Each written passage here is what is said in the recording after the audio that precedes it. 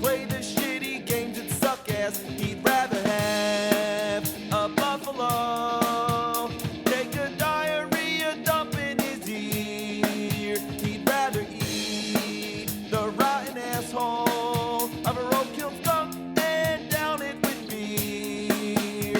He's the angriest gamer you've ever heard. He's the angry Nintendo nerd. He's the angry Atari Sega nerd. He's the angry video game nerd. This time, we're not going to go too far back into the past, only to 2003 with a PC game called Big Rigs Over-the-Road Racing. I usually stick to consoles, and I don't usually do games from the current millennium, but this is a huge request. I've been told countless times that it's one of the worst, if not the worst game ever made, but I'm sure that's an exaggeration. It just looks like a generic, mediocre racing game with trucks. And it's from the new millennium, well after the pioneering days of gaming, after the ETs and Jekyll and Hydes, after the advent of quality control. So how bad could it be? Let's find out. Alright, let me grab the mouse here. Okay, pick the truck. Yeah, that's fine. Pick the course. Alright, loading. And the race begins.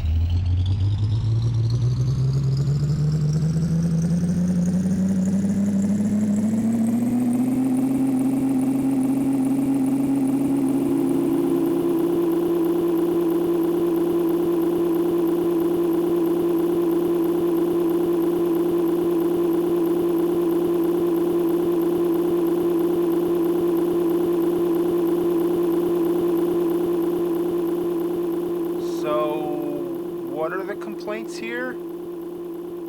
This is awesome! Well, look at this, look at me, look at me, go! Oh, yeah, your truck passes through everything! I haven't found one thing that stops you! Not even the hills slow you down! This is one hell of a truck! It's invincible! How could you not love a game where there's no rules? I'm not even trying to play the race, I'm just trying to find as many things to drive through as possible. You're a ghost trucker. Are you Large Marge? The only thing I can sort of hit is a downed helicopter. Up we go again. Big Rigs, over-the-road racing. Over the road is right. It's my way or the highway, and the highway ain't got shit. Oh my God. Oh my God. Look at this. You can go almost at a 90-degree slope. In fact, the slopes seem to make you go even faster. Yes, the truck is giving gravity the middle finger and actually accelerating up the hill. Nothing inhibits your control. You can slow down to a dead stop and then go backwards as you please. The truck just hangs out wherever it wants. It clings to the mountains like Spider-Man.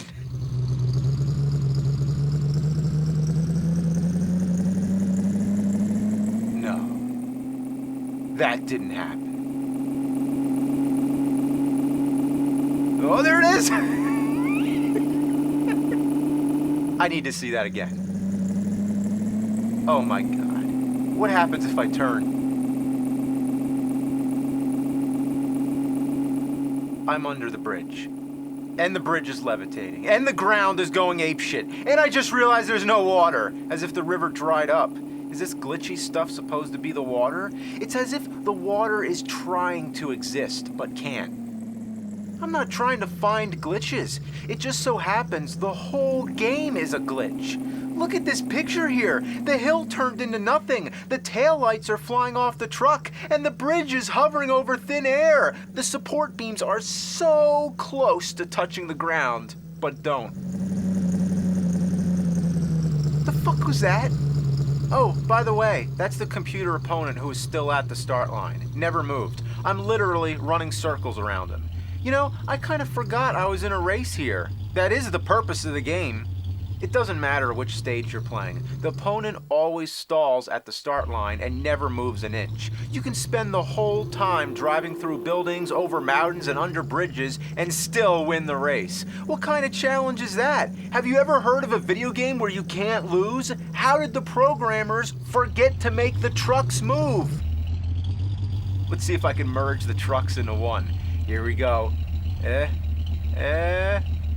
Yeah, that's some fine work. All right, let's go in reverse.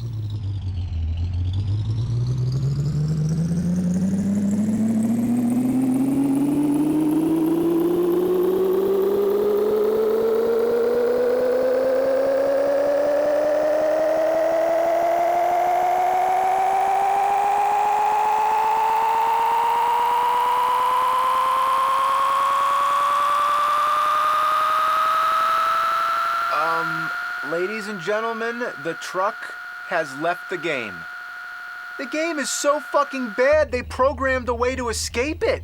And it's not a secret trick or anything like that. All you have to do is keep driving in one direction, and soon enough, you're in limbo. But wait. Let me comprehend one thing at a time here, all right? First of all, why does the truck go faster in reverse than it does going forward?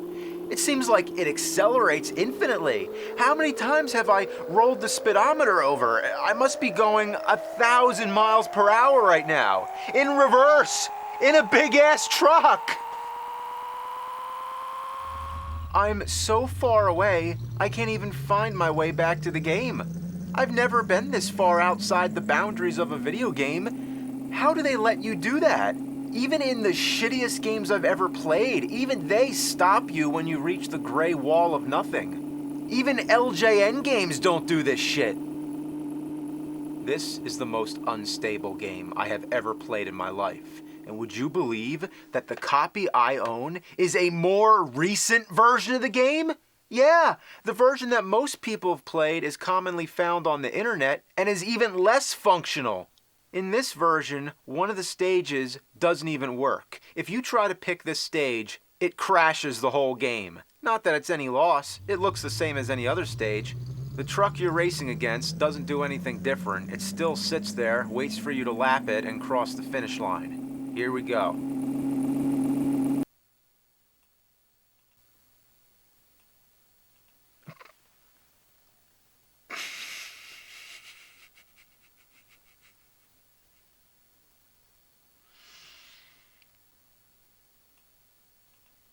Oh, no.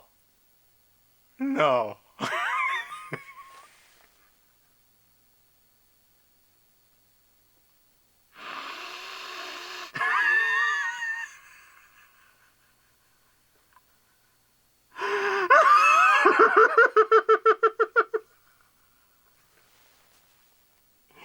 Oh, no.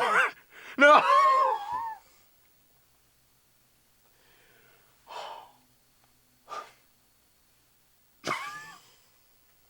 Your winner is the kind of stuff that turns horrible games into legend. It's the cherry on top of the diarrhea shake. It's already been a popular internet meme for many years, but in the packaged version of the game that I own, it's been corrected to "you win." Disappointing, I know. But there's at least one other version of this game, a newer one, version 3 as far as my knowledge goes. But anyway, this one has a major advancement, really big. Check this out. The other truck moves. Wow. No shit. It's like we're actually having a race here. I'm gonna let him win just so we can see what happens. I hope it says "you're a lose" or something like that. Here we go.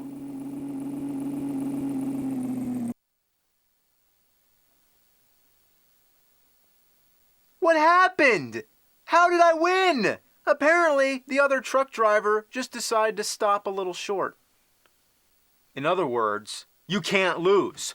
Why'd they bother to release a new version if they didn't even fix the most basic thing? But hey, the truck moves, so maybe this enhancement pushes the game into the pre-alpha stage? At best. These monumental blunders distract from all the regular flaws that would already be enough to fill any shitty game. Most of the stages look similar, there's little variety, there are no sound effects other than the engine of the truck, the taillights are fixated on the back of the trailer doors and they look like somebody made them in Photoshop with the basic brush tool. Want me to prove it?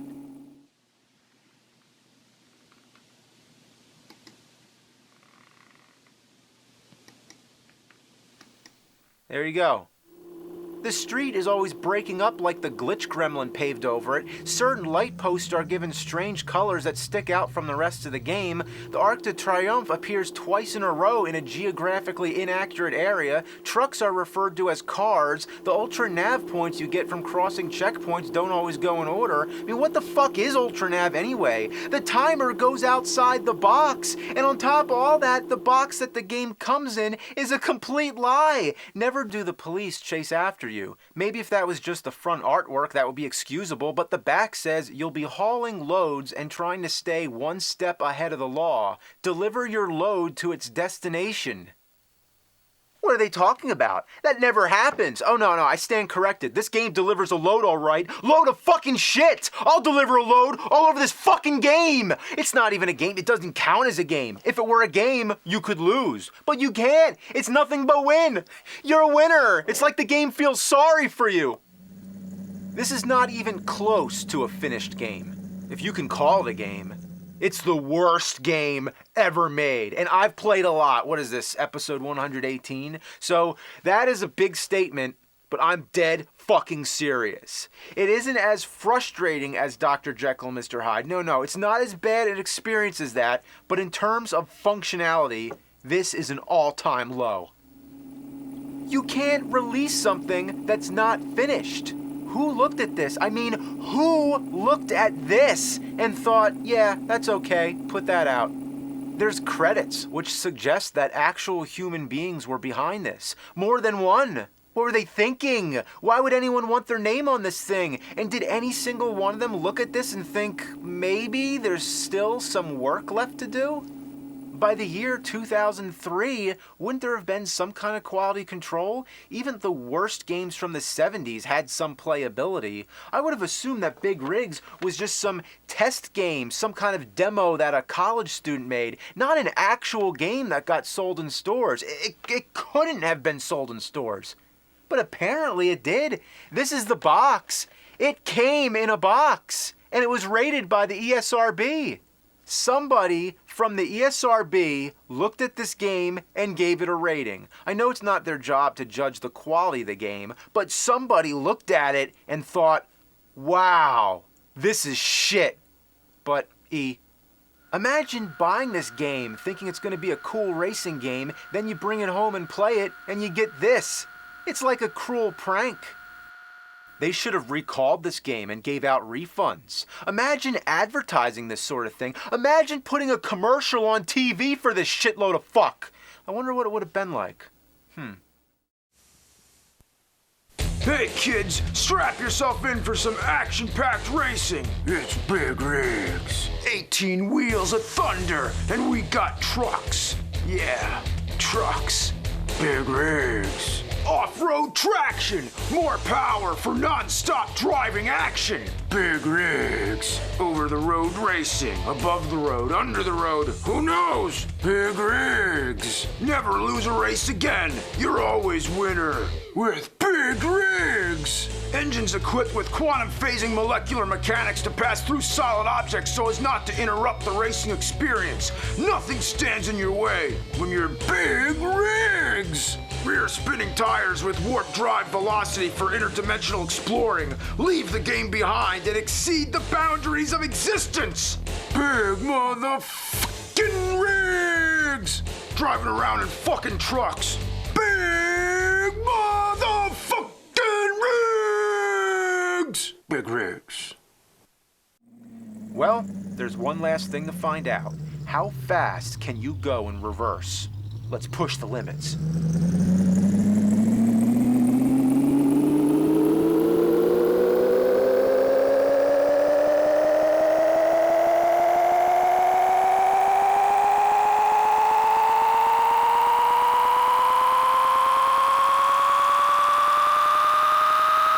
truck's fucking the ground.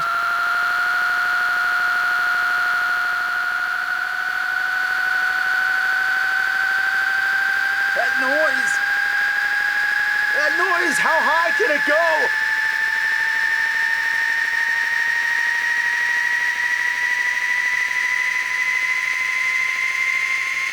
Light speed. Ludicrous speed. We've gone the Plaid. I can't take it anymore. We gotta stop. Whoa! Oh shit, oh shit, oh shit.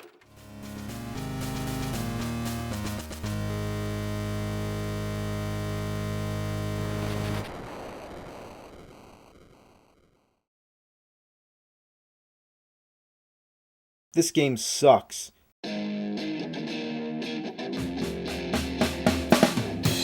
He's gonna take you back to the past to play the shitty games that suck ass. He'd rather have a buffalo take a diarrhea dump in his ear. He'd rather eat the rotten asshole of a roadkill skunk and down it with beer. He's the angriest gamer you've ever heard.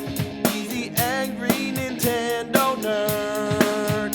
He's the angry Atari Sega nerd. He's the angry video game nerd. There is a game that is said to be even worse than Big Rigs. It is also a driving game, and it's called Desert Bus. It was so unspeakably dreadful that it was canceled before it was ever released. It was one of 6 games included in Penn and Teller's Smoke and Mirrors for the Sega CD. That's right, Penn and Teller were behind this. And if you haven't heard of them, well, how do I sum it up? Basically, they're 2 of the greatest entertainers of our time. They mix magic and comedy, they perform it live, they defy physics, they're funny as hell, they attack bullshit, and they've been doing it for nearly 40 years. So their first attempt at a video game in 1995 was a very interesting one and something that only they could have made. See? You gotta be careful, those thermographics. Smoke and Mirrors is like the anti-video game. It's made up of 6 mini-games that exist for no other reason than to play jokes on your friends. Explaining them all in detail would be a disservice for anyone wanting to try them out for themselves. Of course, the game was never released, but prior to its cancellation, it appeared in Sega Visions magazine and even made the front cover. The true reason it was canceled was because the company, Absolute, went out of business. But like anything, the game found its way onto the internet and has been circulated, people have played it, and it's become sort of a cult hit. It's one of the strangest collections of games you might ever play. There's a traditional side-scroller where you actually play as Penn and Teller themselves. It's insanely frustrating to figure out what you're supposed to do, but it's hilarious just for the idea that they made their in-game characters so useless. There's a part where an enemy magician is throwing straitjackets at you, and you have to bounce them back using an umbrella. Trying to hit this guy is just as much of a trick as anything Penn and Teller have pulled off themselves. The straitjackets always bounce in the wrong direction. Oh, come on, that didn't count. Overall, the whole game is worth it just for the abundance of Penn and Teller clips. Watching these guys, you can't go wrong. Death move, death move, death move, death move, death move, death move. Kill him! Kill him! Kill him! But then there's Desert Bus. How bad could it be? Let's find out. From Tucson, Arizona to Las Vegas, Nevada. Are we going to Las Vegas to see a Penn and Teller show? I hope. Okay, I'm driving the bus. Come on, bus. Come on, bus. Come on. Okay, slowly but surely, here we go.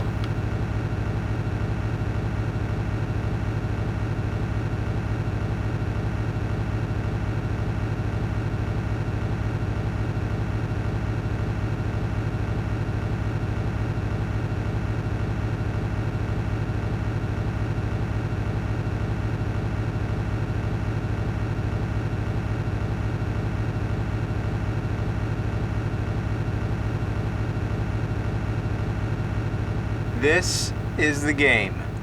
You drive, drive, and drive. There is nothing out there except road and sand. Occasionally there's a rock or a sign, but that's it. There's no passengers to interact with, no music on the radio, nothing to keep you occupied. The road never turns, there's no other vehicles, there is absolutely nothing. You can open the door with the B button. Basically, it makes a sound effect. That's a little something you can do to entertain yourself. The bus can't go any faster than 45 miles per hour. I don't know why. Maybe Dennis Hopper has a bomb on it or something. So there's no hope of speeding up this test of human attention span. So how long is this trip? It's 360 miles to Las Vegas at 45 miles per hour. That would mean 8 hours. This is a fucking 8-hour game!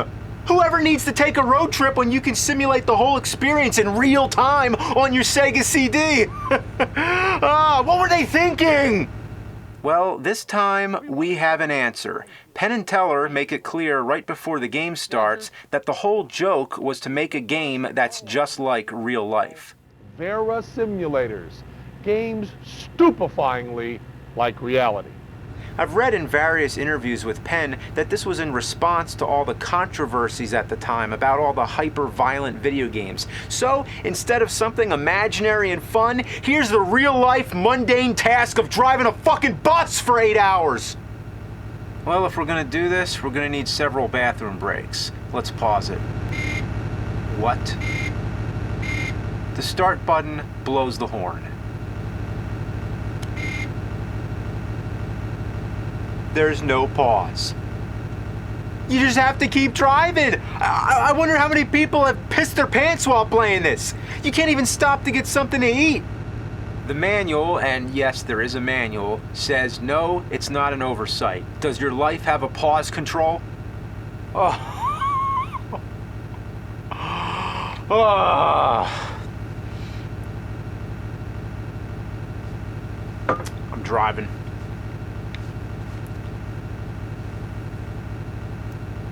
What happens at the end when you get to Las Vegas? Imagine if after the 8 hours you get to play casino games and have fun, and all of a sudden the game becomes awesome. Well, I looked into it. You want to know what happens? You get a point. A point. 1 fucking point! And then you gotta drive all the way back! Every 8 hours a point! Those are the slowest points in video game history! Did Penn and Teller really make this game, or did Andy Warhol rise from the dead? Yeah, you know the Andy Warhol film Empire? It's an 8-hour movie that's nothing but a shot of the Empire State Building. Yeah. Who could ever sit through this? Well, there was going to be prizes. Penn and Teller were actually planning to have a desert bus contest. You send in your score, and the grand prize was a trip on an actual bus from Tucson to Las Vegas. But you'll get to see a show and have a 4-night stay at Bally's. That only begs the question, who has the high score in Desert Bus? Well, apparently, the highest you can get is 99, which would mean putting in 792 hours, or 33 days of continuous gameplay. And speaking of long hours, I just found out there's a group who do an annual marathon of the game for charity. It's called Desert Bus for Hope, and it's been very successful in raising money for children. So at least something good has come of this game. They must be some serious troopers. I can't sit through 10 minutes of this shit! I've heard that every once in a while, a bug will splat on your windshield. I'd be happy just to see that. I'm suffering from so much sensory deprivation that anything to break up the monotony would be amazing. If a bug came and splat on this windshield, that would blow my fucking mind. But I'll never have the patience to get that far. I'll never even get a single point. Just gotta hold your thumb on this button for so long. Wait. Oh!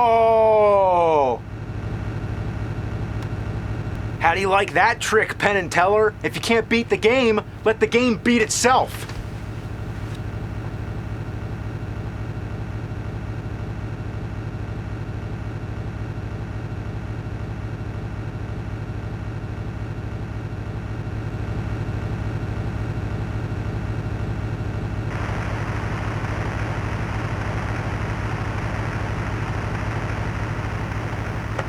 What? What? The fuck? It's stuck. The bus is stuck in the sand.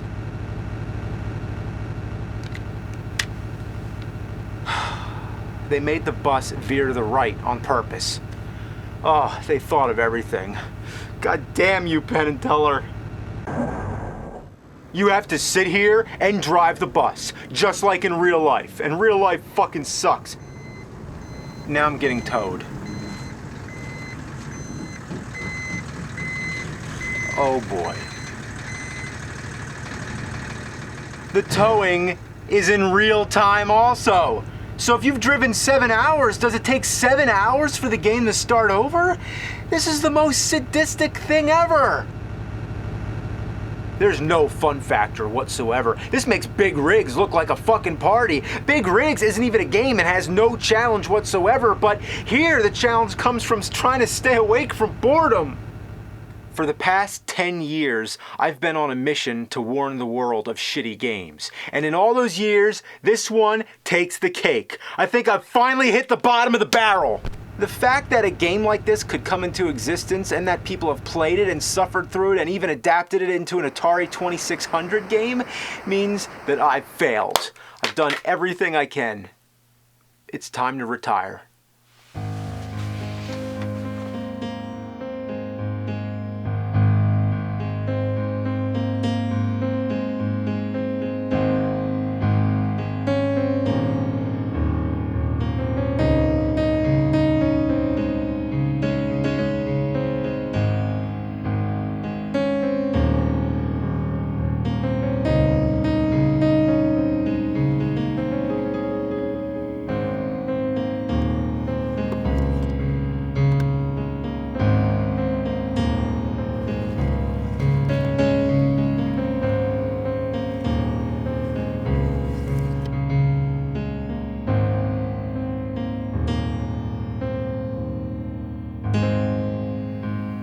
One more, for all time's sake.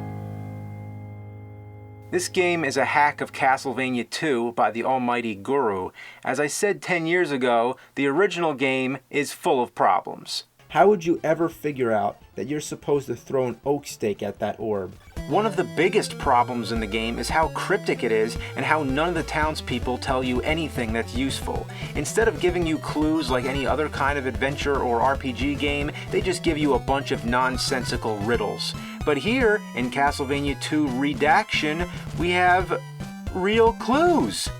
Yeah, all the dialogue's been fixed, and now it actually makes sense. I can't believe that somebody's actually been trying to fix this shitload of fuck. But what about the day-to-night transitions? Why did they think that that would be a good idea and interrupt the gameplay? Did they think it would be more realistic? I mean, in real life, I don't have to stop in my tracks when the sun sets and a fucking box doesn't pop up in the air.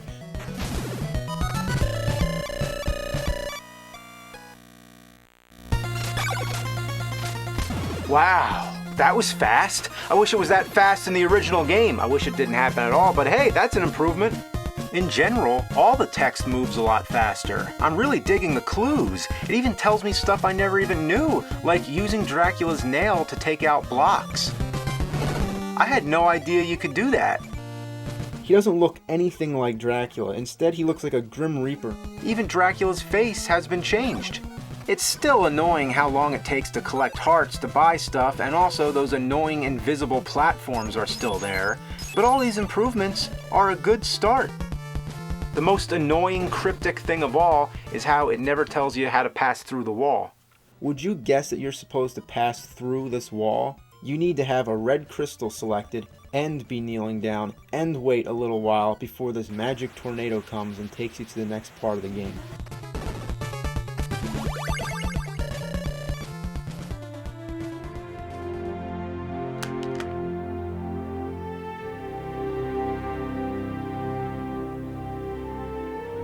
I've wanted to see that clue ever since I first played this. I've complained about it. Did my complaints ring a bell? Has the word of the nerd been heard? Have I contributed to how we look back at bad games? I've done it. It's not in vain. There is no retirement. The show must go on. I must continue reviewing shitty games because that's what the world needs. But where do I go from here?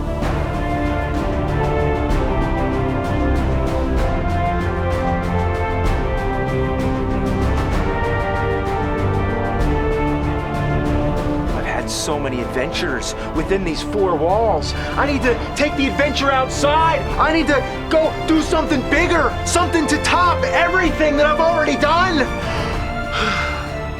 But how do I do that?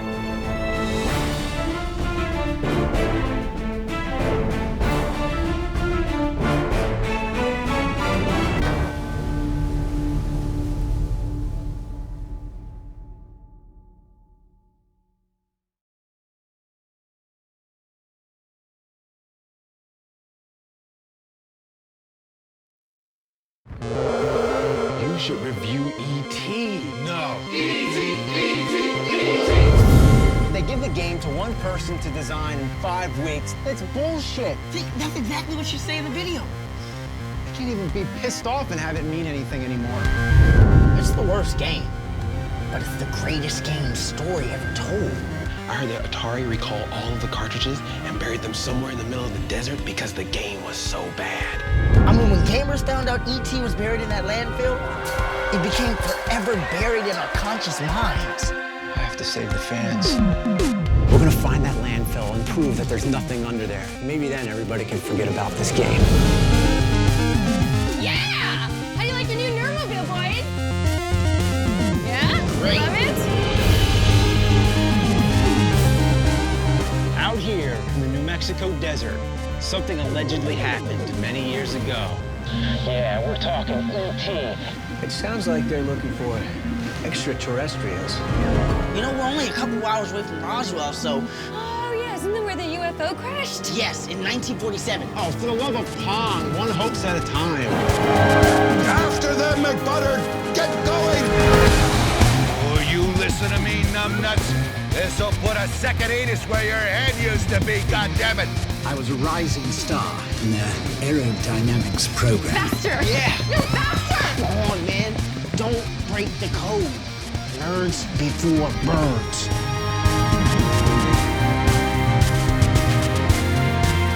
Something tells me you're not just some gamer, but the gamer. Are you crazy? Do you have any clue where Area 51 even is? Between Area 50 and 52? I see now that your greatest weakness is not the hate you have for that game, but the love you have for your fans. Well, you ever see me play Top Gun? Not a pretty sight. What the hell are all these fucking boxes doing here? Holy shit! What the hell is that? Where's my fucking arm? Speed up, speed down. Come on, man. Haven't you had enough? The nerd's work is never done.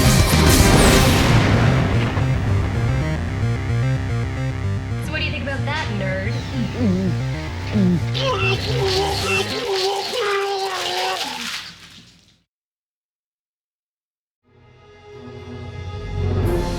Research shows gamers these days are playing games they hate.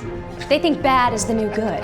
I hold before you the new game for the new generation. And for him to endorse it, it's almost too brilliant. But I can't sell people games that look this unbelievably bad. Whatever on that shelf, you get it sold! You should review E.T. No. I physically can't play that game. It caused me so much torment as a child, I'd rather quit reviewing games permanently. We need to prevent future generations from being emotionally scarred. Dude, you can't do that. It's the most popular bad game of all time. I heard that Atari recalled all of the cartridges and buried them somewhere in the middle of the desert because the game was so bad. How can you dispute the dozens of eyewitness accounts? You really believe they buried 2 million cartridges in a fucking desert? If we find any games under that sand, I'll review it. In fact, I'll play every single one of them. Oh, okay, it's a deal. Everything is fully paid for and endorsed by Cockburn Inc. We're gonna video document the trip. It'll be great content to lead up to your big game review. Out here in the New Mexico desert, something allegedly happened many years ago. Yeah, we're talking E.T. extraterrestrial. I'll take care of this. Whoa! Get going! No, I didn't sign up for this. Oh, just chill out. Ask you some questions about E.T. E.T.? Eat lead, you FBI scum!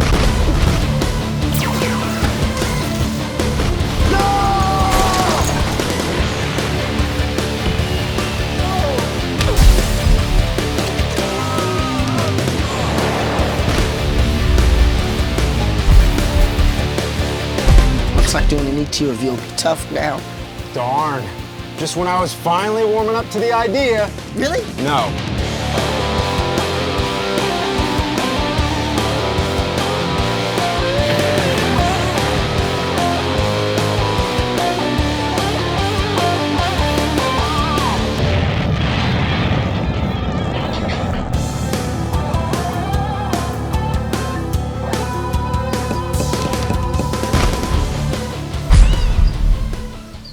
That ought to do it.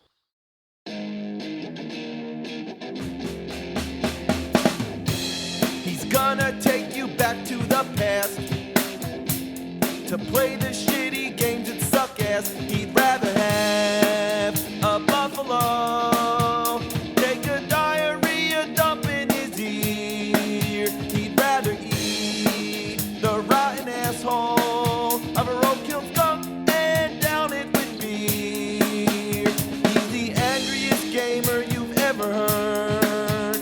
He's the angry Nintendo nerd. He's the angry Atari Sega nerd. He's the angry video game nerd.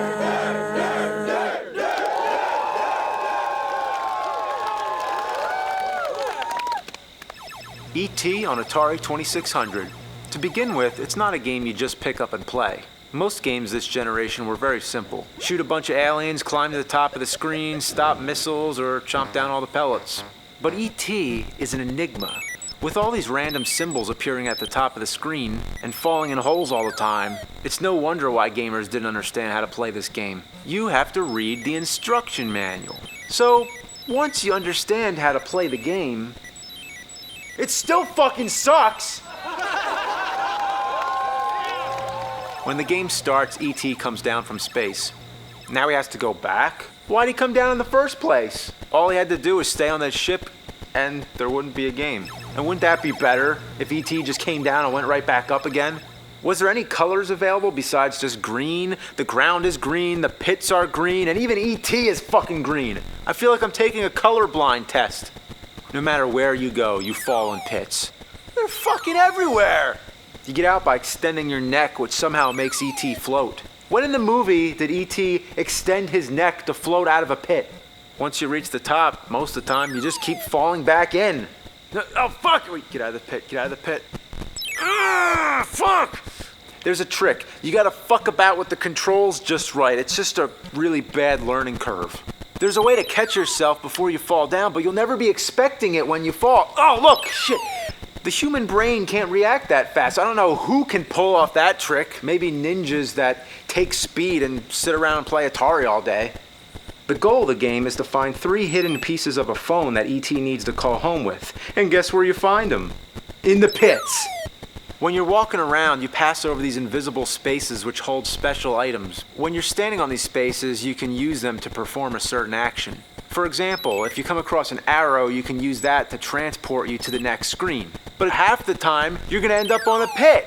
So if you want to use the arrow, you need to remember what's on that space on the other screen, as if the game is forcing you to think fourth dimensionally.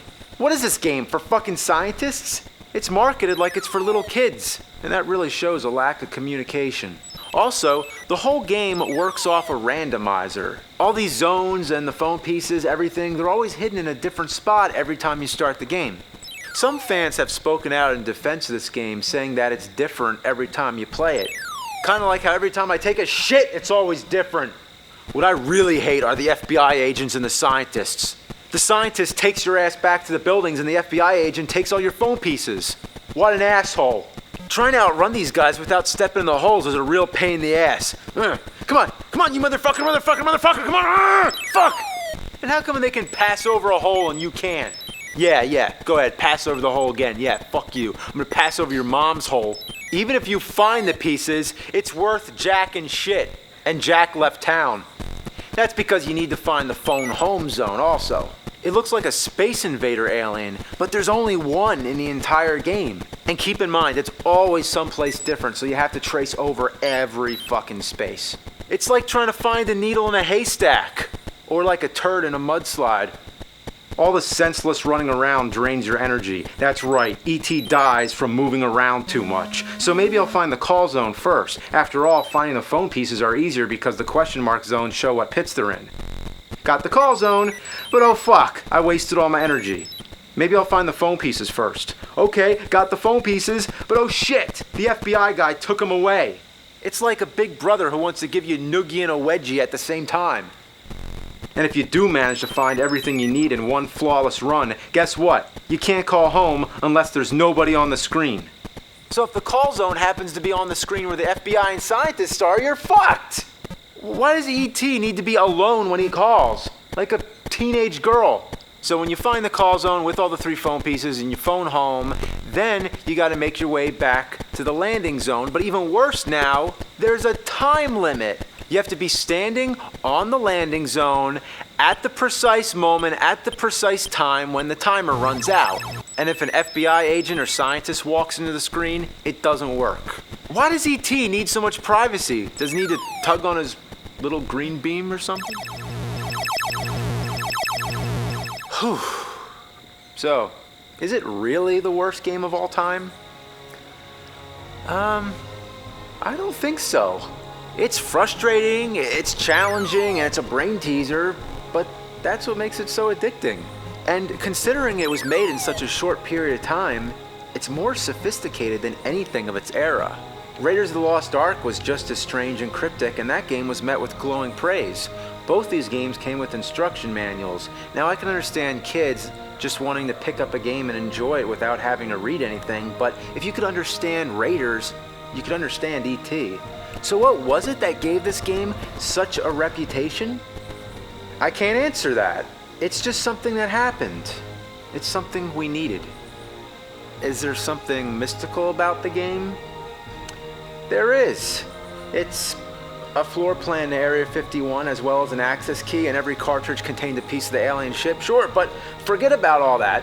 The mystical thing about all these old craptastic games is that they somehow hold a place in our hearts and bring us back to that special time when we were kids. And that's the power of the classics. And the not-so-classics that we love to hate.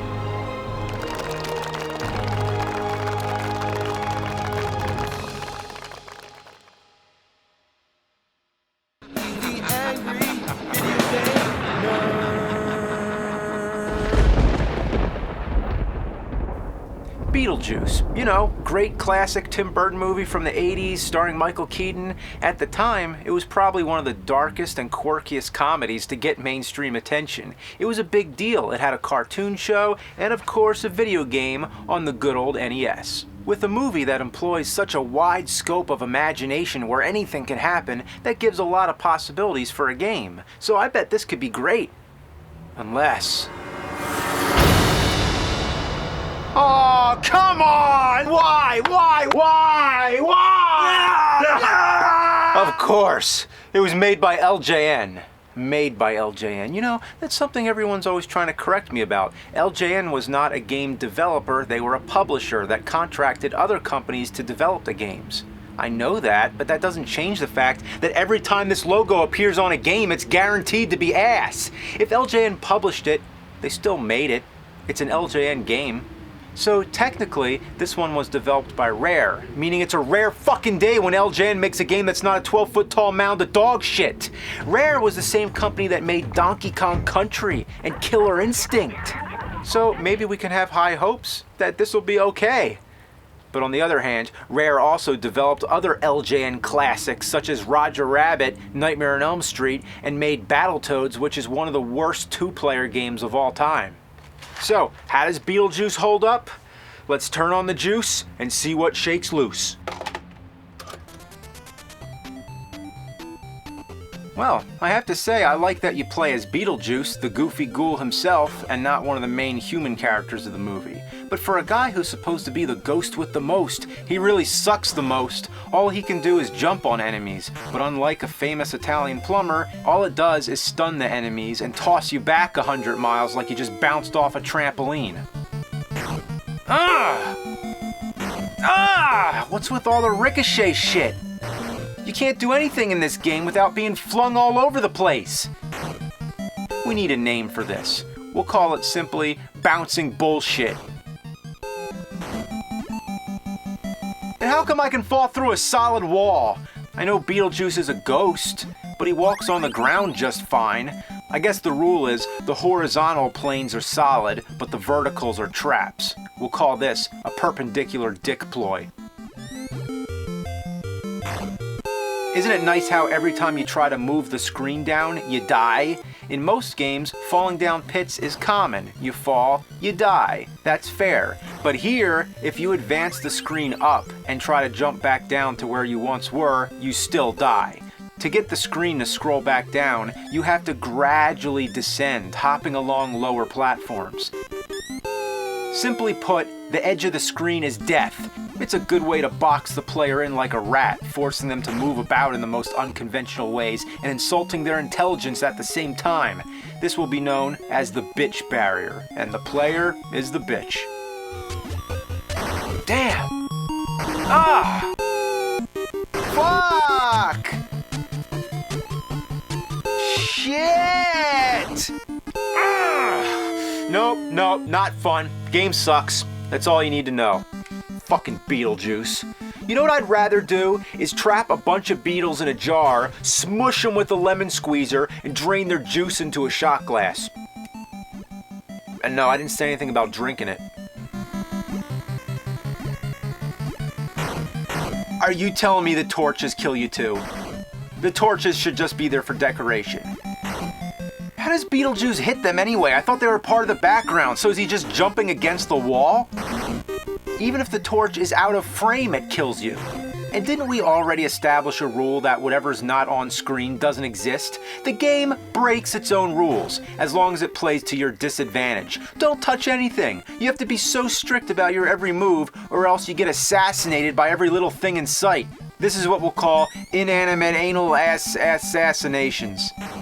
There's stores where you can buy power-ups. These are your only weapons in the game, but they run out within seconds. They're not even worth the effort of gathering enough points to buy them.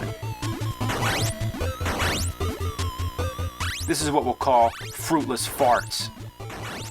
By the time you figure out that hitting down an A will make you go down a hole, you'll realize that there's these little bonus caverns where you can get extra points by jumping on enemies. Yeah, this is the only place I've found where jumping on them actually works. Try that anywhere else and you'll get bounced off a fucking cliff. And try hitting down an A anywhere other than the holes and you'll fall to your doom. You also have a stomp attack, but it only works on tiny bugs, not the bigger bugs. And the holes, by the way, the only place where you're allowed to fall down are only one screen deep. You think you're supposed to keep going down? No, you die. So you have to go back out the hole. Yeah, how about out my asshole, you fucks? Oh look, a frog. Can I jump on it? Can I stun it? Can I kill it? You know what? I'm not even gonna mess with it. You can't trust this game. It doesn't have any consistent rules. All this misleading bullshit and trickery will give the term diuretic diversions. You never know what you're supposed to do. You'll come to an apparent dead end only to realize later that you have to get this cloud to move. It'll only move after the beehive is destroyed, and the only way to do that is to get the skeleton power up and use it to shoot a fireball at it. That's the kind of shit that would never make sense in any other context. Say that to someone in a sentence. To get a cloud to move, I had to get a skeleton to shoot a fireball at a beehive. When did that ever happen in the movie? And we're talking about a movie that's batshit insane. But this makes the movie look like something out of the ordinary. You know, most games stick to certain traditions and ignore the strange and the unusual. But this game itself is strange and unusual. There's a few cutscenes, but they're very brief, so it's like they almost tried to be faithful to the film. I mean, come on, Beetlejuice can't say nice fucking model and honk his crotch in an NES game? I think the game has more to do with the star than the movie. I mean the star in the sky, the real Beetlejuice. It's a red supergiant that's going to explode one day. Does that not accurately describe the feeling you get from playing this piece of shit? This particular star is always pulsating. It's so inconsistent that it's sometimes called the 9th brightest star in the sky, but usually the 10th. These fluctuations and inconsistencies are exactly what they were going for with the unpredictable nature of this game. When you're flying all over the place like a spring-loaded turd in a pinball machine, that's just like the star itself, how it's been speculated to have changed course at one time or another, possibly because of a nearby stellar explosion, or in this case, a fucking bug. I mean, here we have a game where what exists outside the edge of the screen could take effect or not. The absence of visibility will result in death, whereas the existence of something harmful but not visible will still be in effect. Is it any coincidence that a game with no definable boundaries would have such a distinct relation to a star with optical emissions that vary, making it hard to define the photosphere? Or what about how the star is surrounded by a circumstellar envelope made up of matter that's been ejected from the star, kind of like a mass of bees coming out of a beehive and making an outer field around the hive? Betelgeuse is part of the constellation of Orion. That's what the ancient Greeks viewed it as, but of course today we all know that it's actually a skeleton shooting a fireball. Why would Betelgeuse be on the shoulder? Well, quite simply, anyone who's played this game as a kid has a chip on their shoulder whenever you bring up the name. And at last, the game was released in May.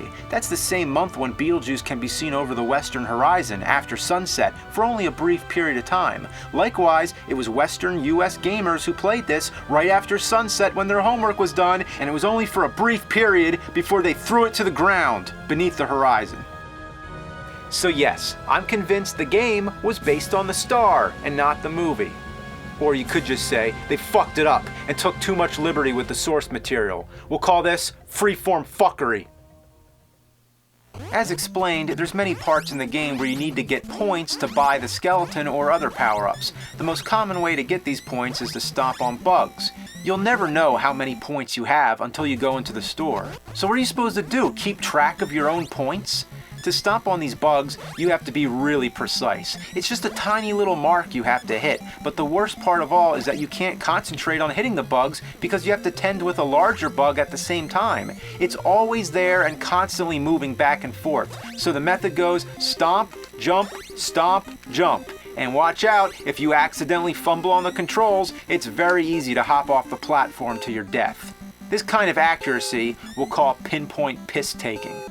When you get to the first stage boss, there's no way to kill him, not without the skeleton. That's the only way. But if you get there without the skeleton, you're fucked. You can't even go back out. There's a fucking door right there, but you can't use it. You have no other choice but to get killed.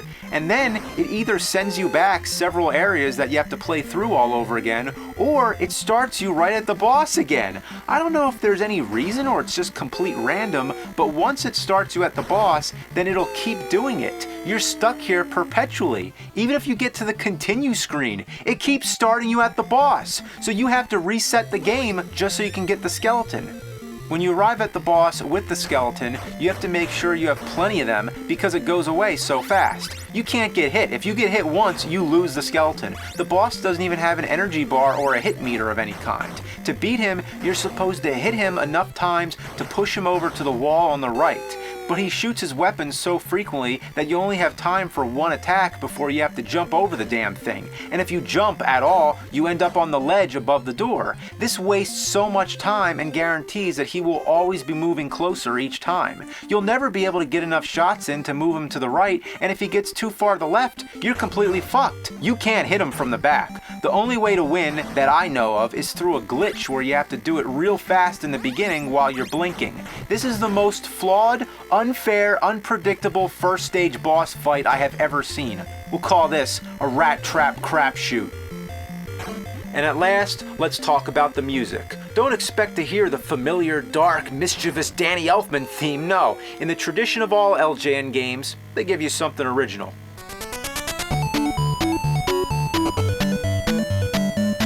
What kind of horse shit is this? This doesn't set the tone at all.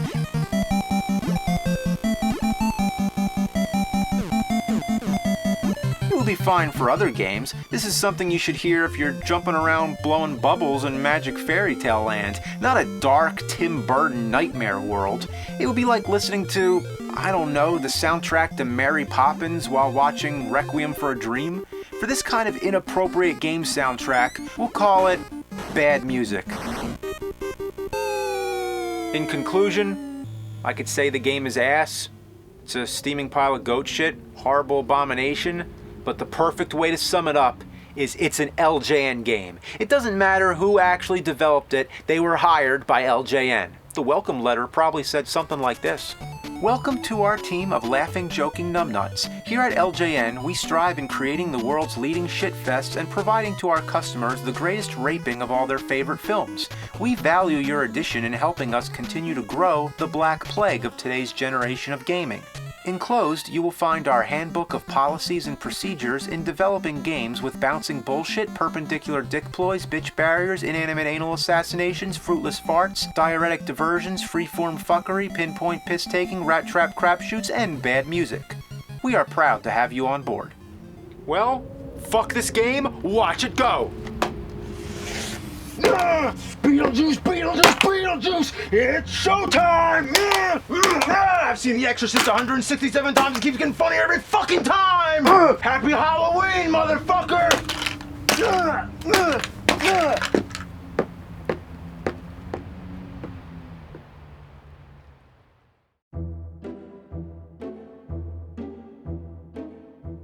Well, it's Christmas time, again, already, and that means more shitty games for me. And I have a pretty big pile here, thanks to all you, all requests, a despicable dozen, and we're gonna savor these juicy turds one day at a time, because this is the 8th Christmas since I first started doing these Christmas specials, so we're gonna do something a little different, a little excessive.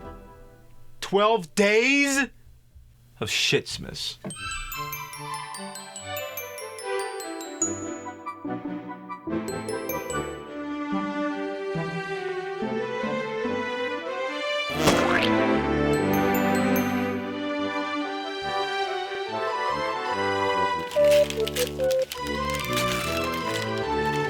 Oh no, not this one. Taggin' Dragon. As soon as you notice the baby blue colored cartridge, you already know it's bad news. Let's pop this fucker in. Oh, I distinctly remember this. That is one pathetic looking dragon. It looks sort of like a frog-pig hybrid. I don't know. There don't really exist words to describe it. They obviously had a completely different team working on the label because that dragon actually looks pretty rad. This means we've peeled off one layer of this shit heap. Now let's dig in. Oh, it's all coming back to me. As a kid, I rented this game from the video store, which was not common to find games without the Nintendo seal of approval. So how I got the misfortune to play this, I don't know. The goal of the game is very simple. Bite all the tails of the other dragons and then progress to the next round. That's it. You wish these dragons would do something awesome like breathe fire or fly, but no, all they do is chase each other around in circles like a bunch of monkeys. I had no idea it was possible to make dragons so boring. Everything blocks your way. You need extra clearance to get the dragon around the turns. It's like trying to drive a trailer truck through alleyways. Oh, come on, come on, come on, come on, come on, come on! There's no long-range attack. The only way to bite their tails is to get all up in their ass. Sometimes it works, sometimes it doesn't. All you do is mash buttons and hope for the best. Oh, come on, come on, come on, come on, come on, you motherfucker, you motherfucker! Look, look, look. Look, look. Oh my god. Ah!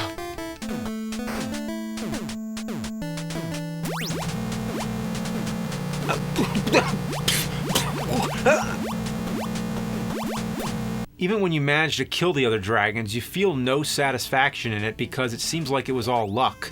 This is the kind of game you could play with your eyes shut and it wouldn't make any difference.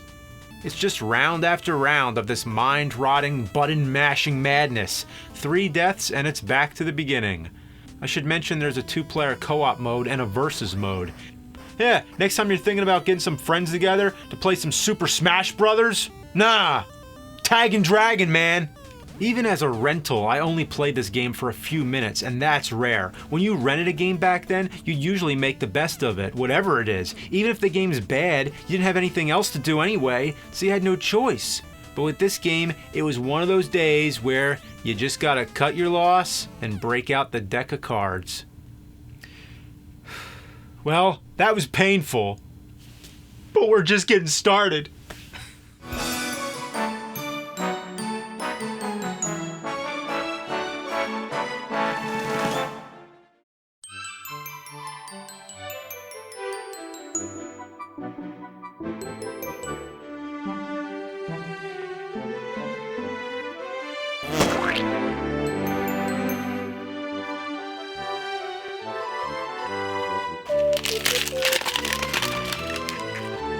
Oh no, it's Alf on the Sega Master System. Of course, it's based on the TV sitcom from the 80s. I used to love that show just for the fact that the star character was a puppet.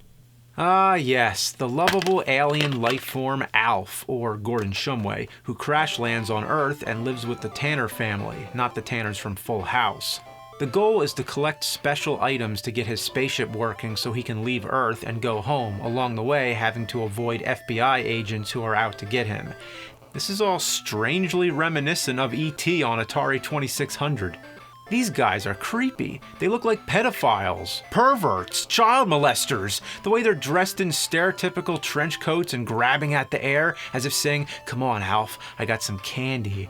I don't want to hurt you. I just want to grope your little alien ass." Get out of my kitchen, you fucking sicko! What kind of town is this where there's a pedophile on every block in broad daylight? Half the population is bike riders who don't know how to pick a lane. You'll never have time to get out of their way. Alf happens to be nearsighted. In other words, the screen doesn't move until you're about a third from the edge, so the best possible chance you'll have to see what's coming up is to do this awkward walk, stop, walk, stop. How did I die? I wasn't even on the same plane as him. Did my foot overlap or something? Even the laws of three-dimensional space don't apply. You simply can't be anywhere near this box. The graphics are forgivable, but why is it that every time Alf turns around, he disappears for a brief instant? The game can't keep up. It's like, oh, wait, you're turning around? Okay, wait, hold on. Okay. You want to know what I think of the sound effects? I can't tell you that. You know why? There are no fucking sound effects! Even Atari 2600 had sound effects. Here, all you get is this rotten music. Get used to that. Somehow there happens to be a big hole in the wall in the Tanner's basement, and it leads to a cave full of bats. Geez, Tanners, you think you might want to do something about that hole? You can't miss it. It's right at the bottom of the steps. Why would that be there? Needless to say, you have no energy bar. One-hit deaths. So try getting past these bats. Just fucking try. Just fucking try it. Ducking hardly helps at all. He isn't much lower. Isn't the whole point of ducking to get down low? Instead, Alf does this awkward half squat. Looks like he's getting ready to dump ass. Yeah, I just hit number 2. The one-hit deaths is the main fatal flaw here. You could be halfway through the cave and then all of a sudden something slightly touches you and then it's all the way back to the beginning. There's a total of 5 lives. 1 continue, another 5 lives, and then it's all over. No more continues, no more saves, no passwords, no nothing. It's like good fucking luck, asshole. If you can progress any further in this game, you have more patience than me. Do you wish to continue playing? I love how the first choice is no. They knew nobody would ever play this piece of shit more than once. The only replay value I can think of is to do this. Yeah, hey, pervert. Hey, you want this, pervert, right? You dirty old man. You fucking sicko. Willie, ha!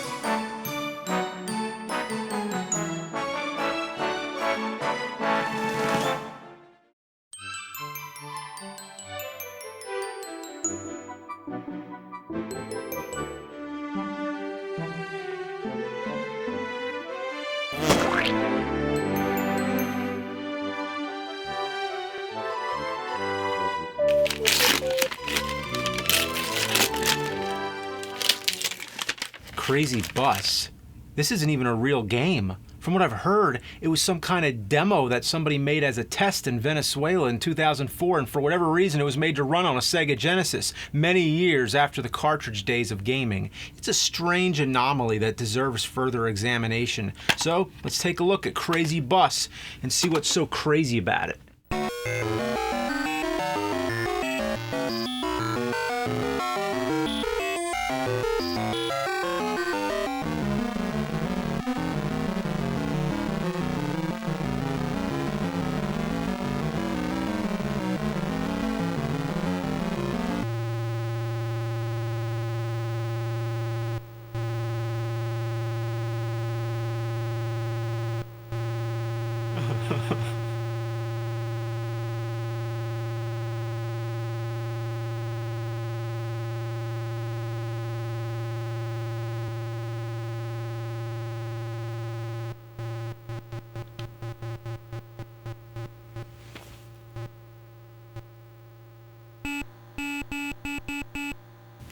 How did this game come into existence? It isn't even a game. I mean, it's the only interactivity is moving the bus and honking the horn.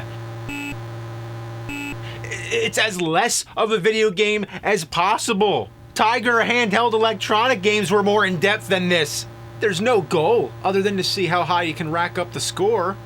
In other words, how long can you hold the D-pad for? You like that game?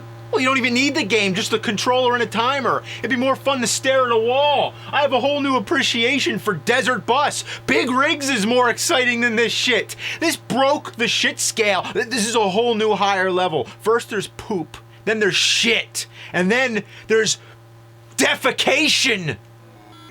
Who found this gem and put it on a Sega Genesis cartridge with a case? They're shit diggers. They dig for shit. It's like finding somebody's garbage and then packaging it up for the world to see. I guess there might be somebody out there who might enjoy this game. Somebody who happens to be very interested in Venezuelan buses. Yeah, if there is any game for the Venezuelan bus enthusiast, this is it. Do you find any Venezuelan buses in Super Mario World? No. So you can't argue. This is the definitive Venezuelan bus game. I mean, come on, right? You get these great photos of the buses and you get to look at the photos and drive the bus at the same time. You can even go backwards. You can honk the horn. What more could you want? When the digits are the same color as the background, that gives you an added challenge of trying to read the timer. Crazy Bus, man. Don't forget it. Say it. One word, not Crazy Bus. It's Crazy Bus. And it's fucking crazy. Whoa, we're driving a bus here. It's fucking crazy. Oh my God, I can't take it. It's so fucking crazy. Crazy Bus. Crazy Bus. Crazy Bus. Whoa. The driver fell asleep on the wheel. Oh, and that soundtrack. Oh, gotta get that soundtrack. Gotta crank it up in your car. Yeah! Fuck me sideways. That fucking soundtrack. Fucking A. Ugh!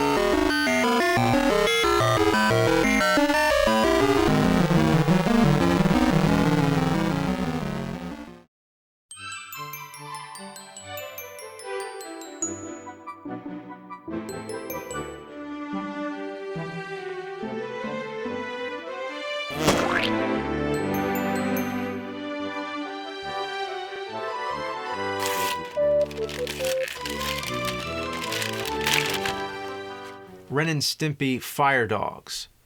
Okay, making a Ren and Stimpy game that's worthy of the TV show is a tall order. The show was like Looney Tunes on crack. It was like they took the Three Stooges, but just Moe and Larry, made Larry a cat and made Moe a psychopathic chihuahua and gave him a voice like Peter Lorre, specifically from his rant at the end of the Maltese Falcon. It was ingenious. The show was so crazy that when it was on in the 90s, I didn't even know what to make of it.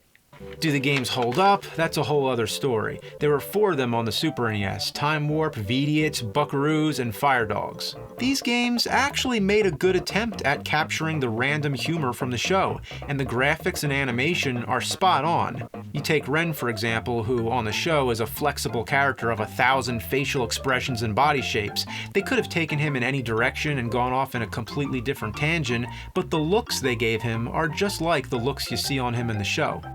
Unfortunately, every one of these games is plagued with flaws that ruin the experience, whether it be a fence that won't cooperate, or taking 1,000,000 slaps to defeat a dog. Slapping the dog, slapping the dog.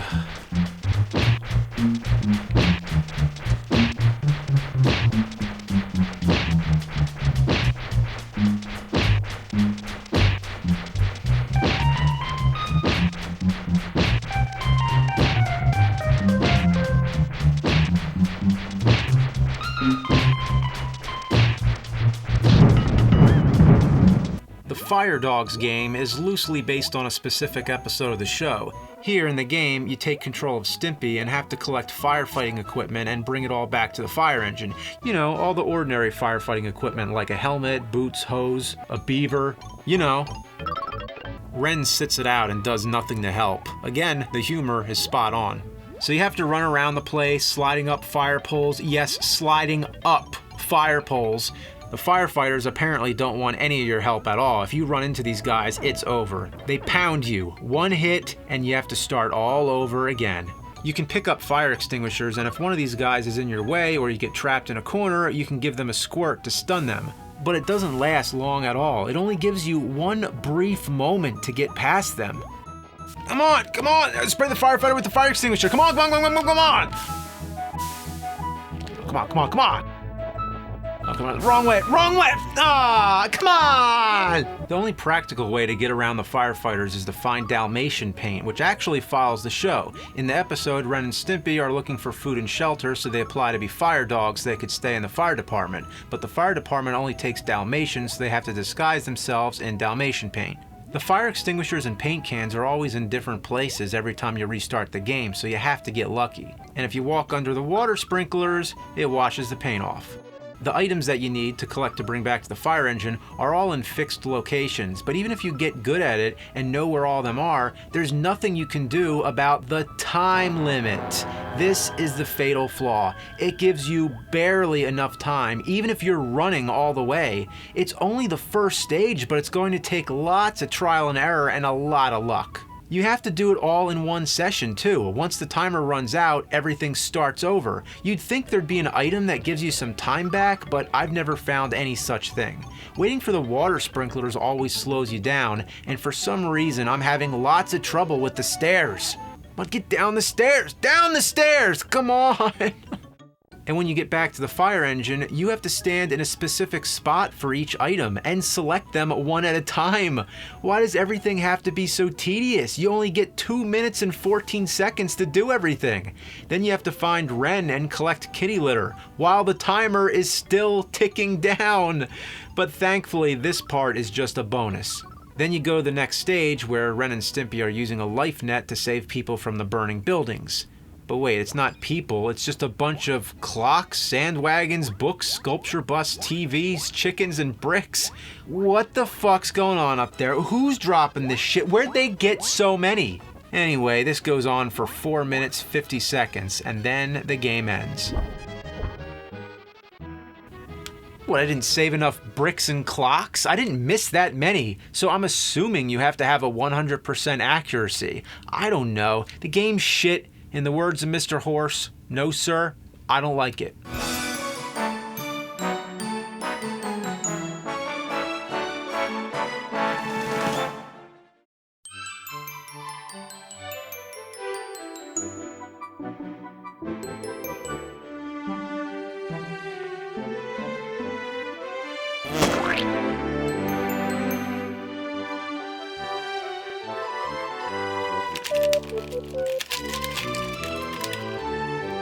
Rocky and Bullwinkle on NES, based on the cartoon about a moose and a squirrel. Do I have to see everything?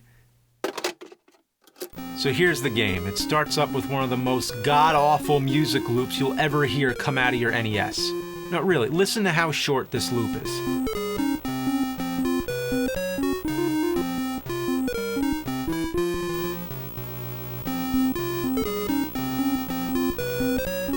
All I can say is, I'm a moose throwing bombs. Eat this, bitch! You don't want to fuck with a moose throwing bombs! Unfortunately, the bombs run out, so all you're left with is this charging attack. But the attack drains your own power meter. You can't hurt anything without hurting yourself. What kind of crap is that? So I wasted all this time trying to kill this guy until I realized you can just hop over him. Yeah, you just go past him. Thanks for wasting my time. Next, you come to a room full of stairs. It's a small room, which seems to be a dead end. Where do I go? Down here? Nope. Maybe I should try that random stairway that looks like it goes nowhere. Oh, come on! All the other stairways go up till they're off screen. Why does this first stairway happen to be so special that it stops in midair and magically transports you to the next screen? It was a stairway to nothing that somehow happened to be a stairway to something. I hate these mice. I hate them. They're too fast to hit with your bombs. Ugh, come on, it's just a mouse. How does a little tiny mouse beat the shit out of a big fucking moose? Bullwinkle is so big and awkward. Everywhere you go, you get hit constantly. Even if something touches your antlers, it takes damage. The hit detection box is a big rectangle. Even if you try taking it slow, you can't squeeze through these obstacles. It's like trying to drive a tank through a grocery store aisle. You can switch to Rocky, who is much smaller. This makes things a lot easier, except that Rocky can't walk up steps. If only it was Rocky Balboa, he'd go up the damn steps. Why would that be a special ability? Think of all the video game characters that have special moves. You know, Princess Toadstool can float, Grant can climb walls, Dixie Kong can spin her hair, Bullwinkle can go upstairs. Rocky can fly, which you'll need to do in order to reach over some of these wide gaps, but there's no clear indication of what you can land on and what you can't. I tried putting in a code for a level warp just so I can give you a quick peek ahead, but it makes the game glitch. This is the kind of glitching you would see if you were doing something with Game Genie, but this is just a normal code that comes with the real game. What happened? Look at the graphics here. Looks like King Kong splashed his ass all over the place. And just when you thought the music couldn't get any worse.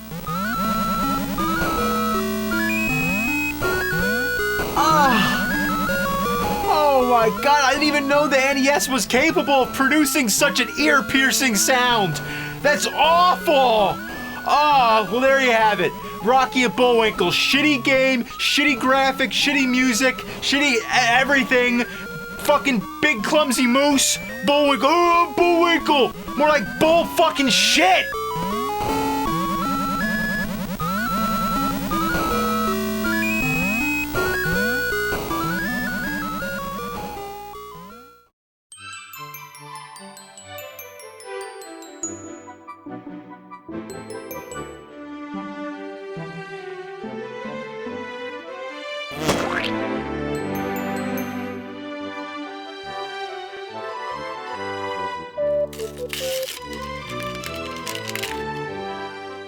I knew this would have to happen one of these days. I would eventually have to play one of the games based on the Olsen twins, Mary-Kate and Ashley. That's right, I said one of the games. There's several. But yeah, I knew this would have to happen ever since I was playing Toxic Crusaders right here with Lloyd Kaufman. This is a historic, this is the first use in a video game of a golden shower until the Mary-Kate and Ashley Olsen twins video games. I have not played those. Maybe I'll have to try them now.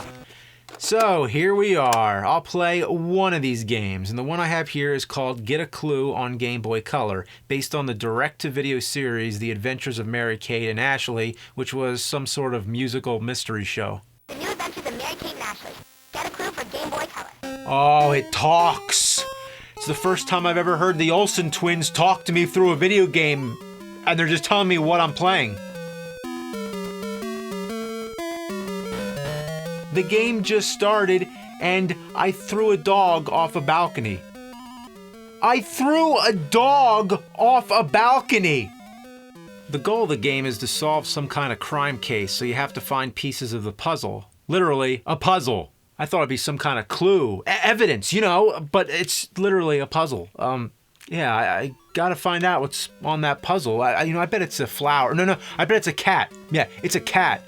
To get anywhere in this game, you have to activate switches to unlock the gate that leads to the puzzle piece. Oh, but wait, only Ashley can activate the switches.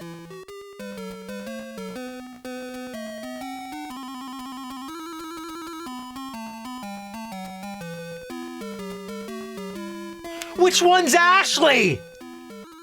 Throughout the game, you tag team back and forth between both twins, kind of like the production of Full House when they both played Michelle. At such a young age, they were able to successfully trick us into making it seem like it was the same person.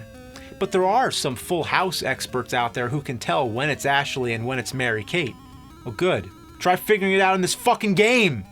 You'll move one of the twins over to a switch and then realize, oh shit, that's Mary-Kate. Gotta select Ashley, because for some reason only she knows how to flick switches and bounce off her sister's head.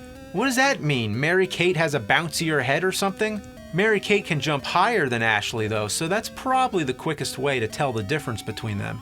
Now I'm actually curious, can she really jump higher in real life? That should be put to the test, because the world needs to know. Believe it or not, the dog is a selectable character too. Sometimes you might need to move the dog into position and use him as a boost, or use him as a weapon against your enemies, by throwing him. Imagine if you picked up your dog and then threw it at an attacking animal! A and B is reversed, gotta have that. And the game gives you hints along the way on how to pass the level. Very specific hints. In fact, it tells you exactly what to do. The game provides its own walkthrough. The puzzle-solving gameplay begins simple and then gets more tricky. The difficulty ramps up perfectly without going from too easy to too hard too quickly. Sometimes you have to stack up the characters to reach a certain jump, and some of the switches are timed, so you might have to get Mary-Kate ahead to the gate and then activate the switch with Ashley in a completely different part of the room. Honestly, I have to admit, this is my first time playing, and surprisingly, it's not that bad. But who is the target audience? Little girls or puzzle-solving fanatics? Who knows?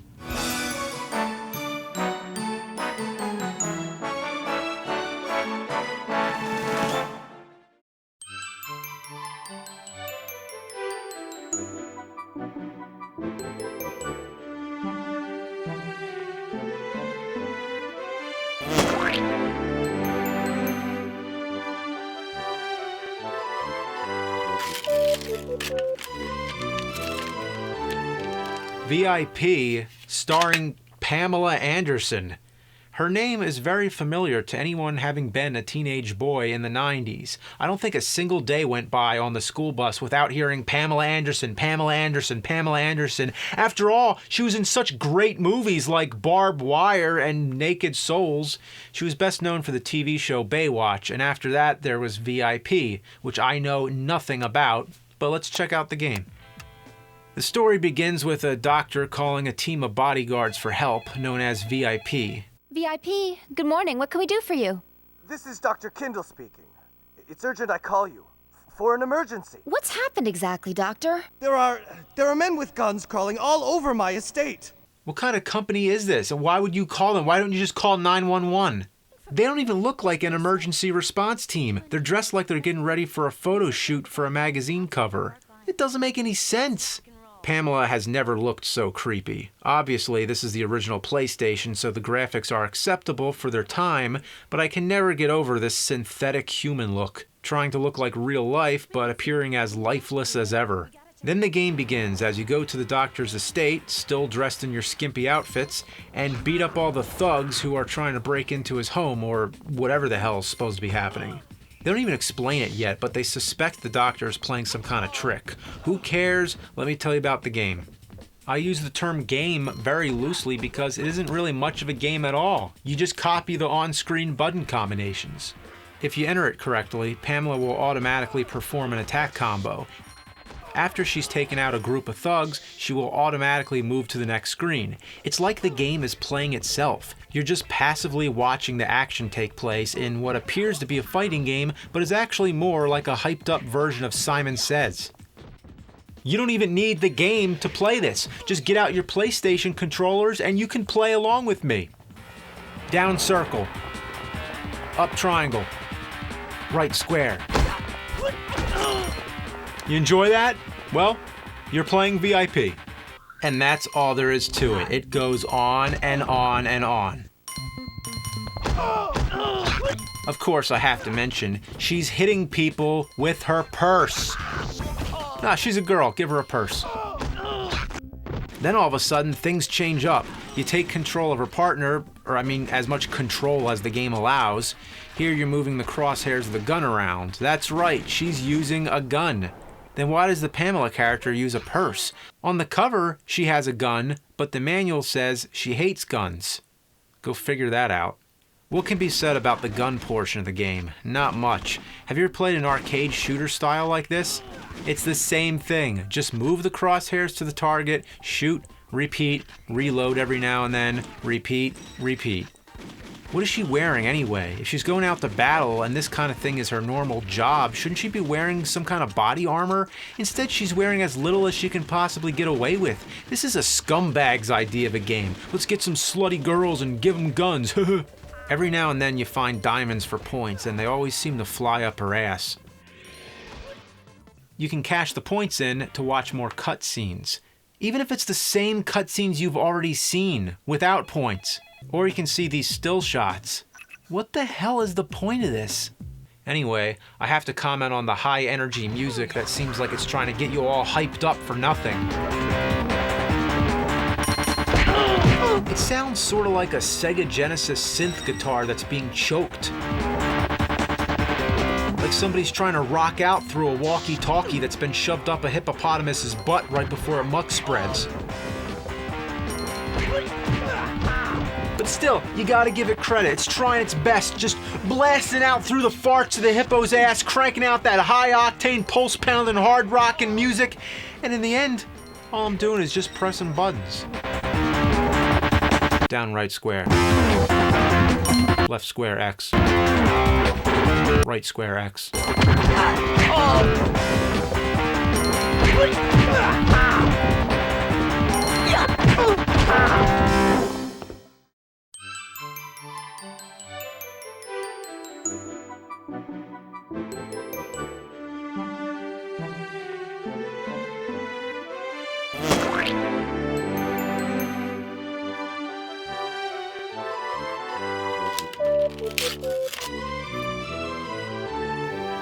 Lethal Weapon was one of the prime examples of 80s action movies, with Mel Gibson and Danny Glover at their best, playing two undercover cops with polar opposite personalities. It's the buddy cop cliché, but one of the greatest of the genre.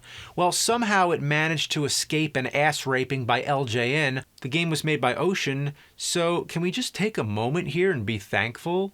It's not LJN? So that means it's going to be good, right? Okay, let's give it a try. Well, it's average as a sidewalk on a summer day. It's nothing to look at. This is it. You want to review the game? Here you go. You just walk around and take out bad guys by kicking and shooting. That's it.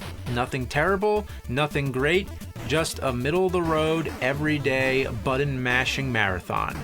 Considering the Super NES was out by this time, makes it as worthwhile as yesterday's baby diapers. The graphics are okay by NES standards, but the backgrounds don't make any sense. I thought we were in the jungle, now we're in the desert in Egypt? That is a pyramid, is it not? Oh wait, I guess there's supposed to be mountains. Yeah, one of the mountains just happens to be in a perfect pyramid shape, that's all. The really strange thing is how the two different environments have such a distinct line of separation, as if we just switched from one plane of existence to the next. There's no logic anyway. You know, logic is for pussies. Kicking people takes the same amount of damage as shooting them. That's right, your foot is as strong as a bullet. After all, you take out helicopters by jumping and kicking them out of the air. Who does that? That's not believable, unless you're a giant turtle trained in the art of ninjutsu named after a Renaissance painter. I also like that you can pick up grenades after they've already been thrown. That's right, an active grenade that's ready to blow. Just pick it up and you'll be fine.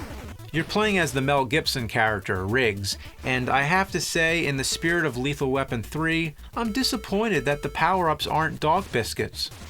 But what about the Danny Glover character, Murtaugh? How do you play as him? I've tried the obvious select, but that pauses the game. Start switches your weapon, B attacks, A jumps.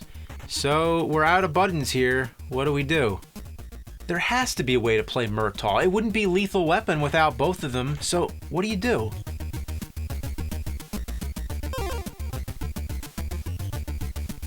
No! That didn't happen! Oh my god. To switch characters, you walk off screen. That's different. You know what? I've seen it all. I've seen it all at this point. So, does that mean the other character is always there, following along, but staying far enough behind so that he can hide in the unseen negative space outside the boundaries of your TV screen? What is he doing out there? Just hanging out, watching you get your ass kicked? Both characters seem to operate the same, pretty much, so there's no difference other than the color of your skin. Well, that's deep. Almost sounds like the game's trying to make a moral statement. No, the game sucks. Let me give you some advice. Never play a movie-based game. You know why? Okay. They fuck you with the movie games, okay? They fuck you.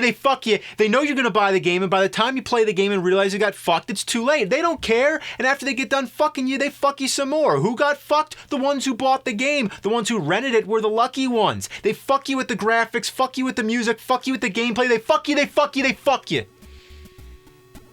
Walk off screen to select the characters. That's the stupidest thing I ever heard. That'd be like if I just walked off screen right now and somebody else came in. I'm getting too old for this shit.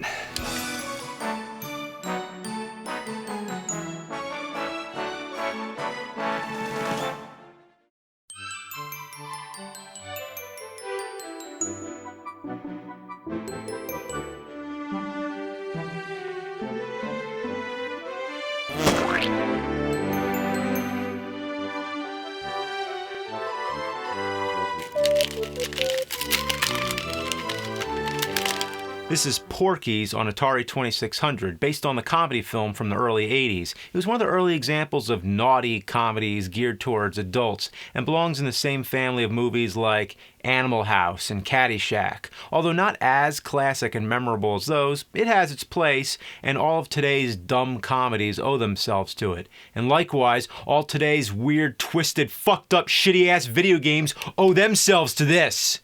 You wanna play shit? This is your grandfather's shit.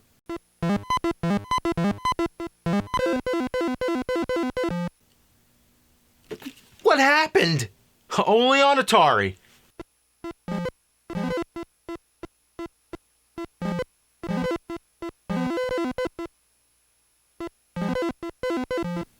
It's never a good sign when you don't know how to play the game. I've fallen into a trap. The walls are dead ends and the water is pure death. To get out of this predicament, you have to use this pole to fling yourself up onto the platforms. But that's not all. You need to collect these blinking things to build the ladders.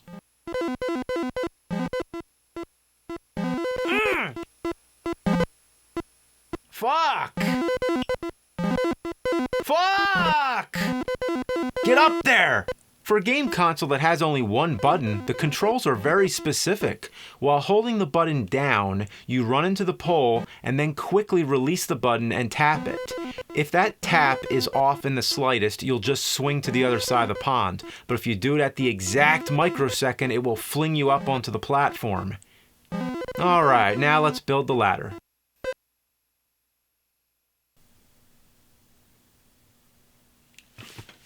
It only adds one link at a time.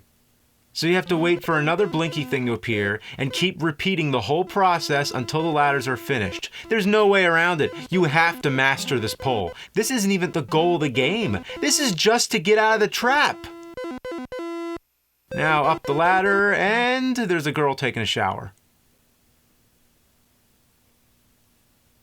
There is a scene in the movie where the guys are spying on the locker room shower, but I did not expect them to include this scene in the game. Why is she showering in a room full of ladders anyway? The shower itself is suspended in midair.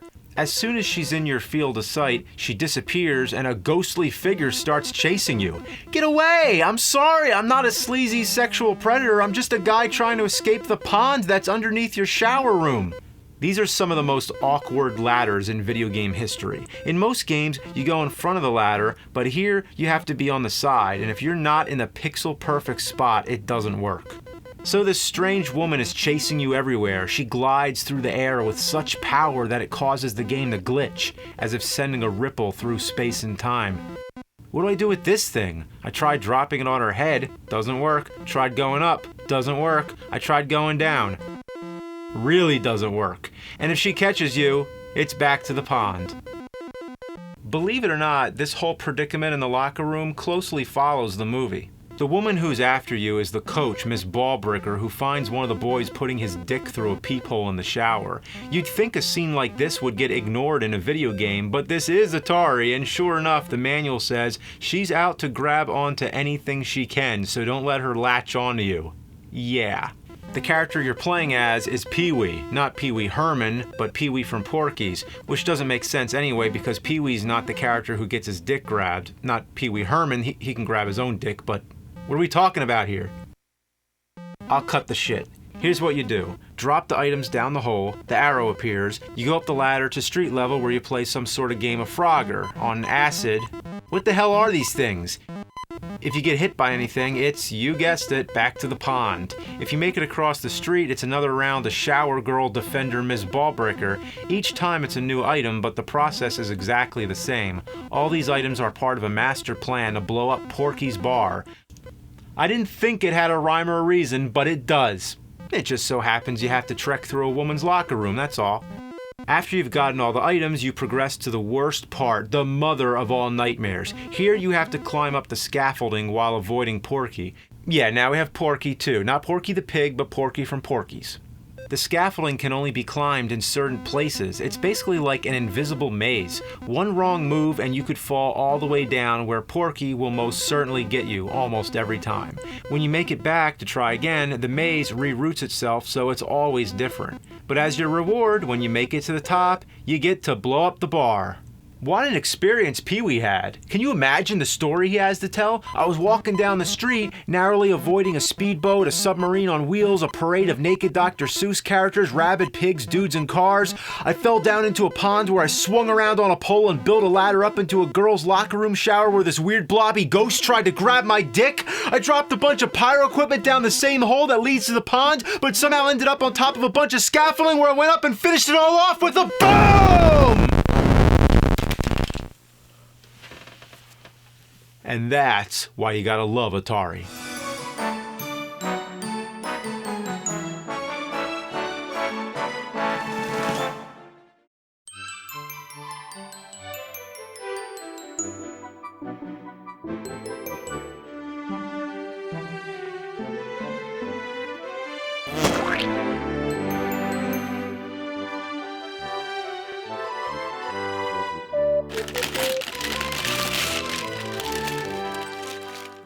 Looks like we're in for a treat today. The Hyperscan by Mattel, the same company that made the Intellivision and the Power Glove. They also made every toy from He-Man to Barbie. LJN made toys. Let's see how this piece of shit holds up. It was released in 2006. It's hard to believe a specimen like this would exist at a time when Xbox 360, PS3, and Wii were the current gaming consoles. Nobody ever talked about this one. Let's find out why. The instructions are blinking. That's annoying. Player 1, scan your character card. You have to scan cards to make the game go? Having a disc isn't enough? How about a character select screen? That would have been fine. Scan. Scan, you bastard. Scan a mod card now? What's with all these cards? Just start the fucking game. God damn. The cards were sold separately, so the idea was to combine card collecting with video gaming. Yeah, how about fucking Pogs too? The fact that you always need to be scanning cards means you have to keep the game console on your lap, calling back to the Atari 2600 days where all the switches were on the console. It's still loading. Hyperscan. Yeah, it's really hyper.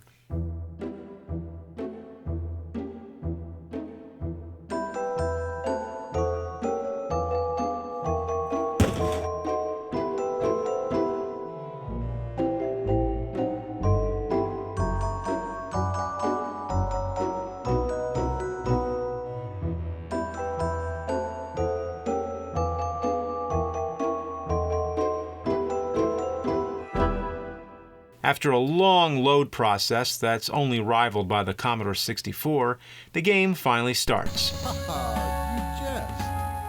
Well, it's a fighting game, a very average one. Average for the early 90s, but this is much later. At least you can say it's better than Shaq Fu. End it. I guess you're supposed to do some kind of finishing move. If only I had the card.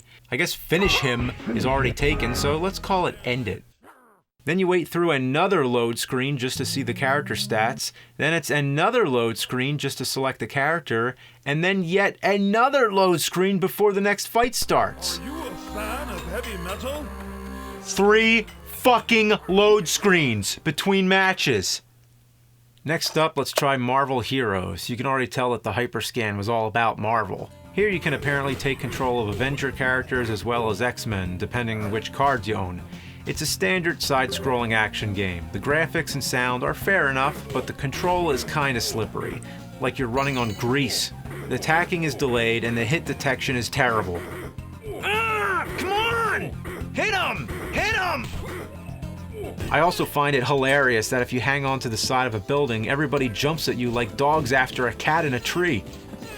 There were much better games of this variety on Sega Genesis. Nothing to see here, folks. Then there's Interstellar Wrestling League. It's strangely quieter than the other games. I've never encountered that issue before, where the games have inconsistent volume. Even the scanning is inconsistent. This time it seems like I have to hold the card in place instead of swiping it. Round 1, wrestle. Oh, my face. Here we have a humorous fighting game with controls way more awkward than X-Men. It sort of reminds me of Clay Fighter with its comedic elements, but instead of being charming, it comes off as just plain weird. I like pie. I like to have pie every day. Besides, why are they calling it wrestling when they're not even wrestling? And yes, he just turned into a cheeseburger. At last, we have Ben 10 based on the TV series. It's another side-scroller. You take control of Ben, and using the different cards, you can transform into different alien creatures. By the way, what's that, a Nintendo Wii? I like the concept. The graphics and character animations are great. This game could have been good. Almost awesome, but half the time you're not even playing the game. You're just wading through text boxes. Use the jump button to jump over the rock? This game treats you like an idiot. You can't do anything. Every step you take, the game pauses and another text box comes up. It's like Castlevania 2 Simon's Quest, but multiplied 1,000 times. It's like they took the most annoying part of one game and made it the whole game 20 years later. This game is so recent, it came out after I already critiqued Simon's Quest. Couldn't anybody learn? I was already 11 episodes in by the time this shit hit the market in October 2006. The text boxes can freeze you in mid-air as you're trying to jump over a hole. When it unfreezes, you lose your momentum and fall to your death. I'm trying to jump! Leave me alone! Let me play the game! I can't read it anyway because they somehow put the text on the background layer. How did somebody let this get so fucked up? These text boxes are your worst enemy and unholiest of gaming nightmares. Fuck! You know, I played almost the entire library for it. There's also a Spider-Man game that I don't own, but that's 5 games. They made 5 games total for this piece of garbage. That's less games than the Virtual Boy. Well, at least it's not as bad as the R-Zone. Hyperscan. Hyper fucking shit.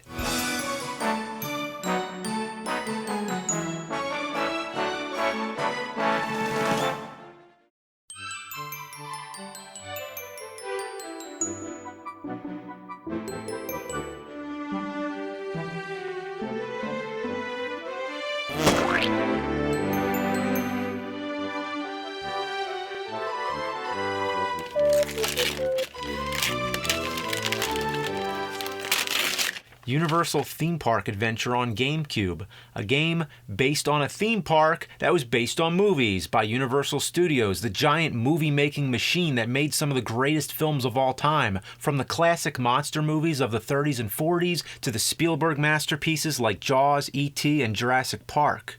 Over the years, Universal has celebrated its movie legacy by slowly converting its Hollywood studio location into a big amusement park for the public and destroying film history. You know the Opera House set from the classic Phantom of the Opera that stood on stage 28 for 90 years? Destroyed. The oldest surviving movie set in history, gone overnight to make way for a Harry Potter ride. But, hey, Universal Theme Park was still a lot of fun. You know, in the Back to the Future DeLorean, and then there's volcanoes and shit, and then you're riding the bike with E.T., and then the truck comes and almost hits you, and then you're on the waterfall, and then the T-Rex comes out, and then fucking Jaws is jumping out of the water, and King Kong shaking the tram, and then there's the earthquakes, and then those other movies that you don't even know what the fuck they are, nobody cares. It was awesome! By the 90s, this whole theme park idea was so huge, they opened up a new one in Florida. This is when Nintendo helped advertise it in the movie The Wizard, and then in 2001, Nintendo started promoting it again with this game, which I think sounds awesome. What a great idea to take all these movies and put them into one, using the theme park as a way to tie them all together, and on a new advanced console. How could you go wrong?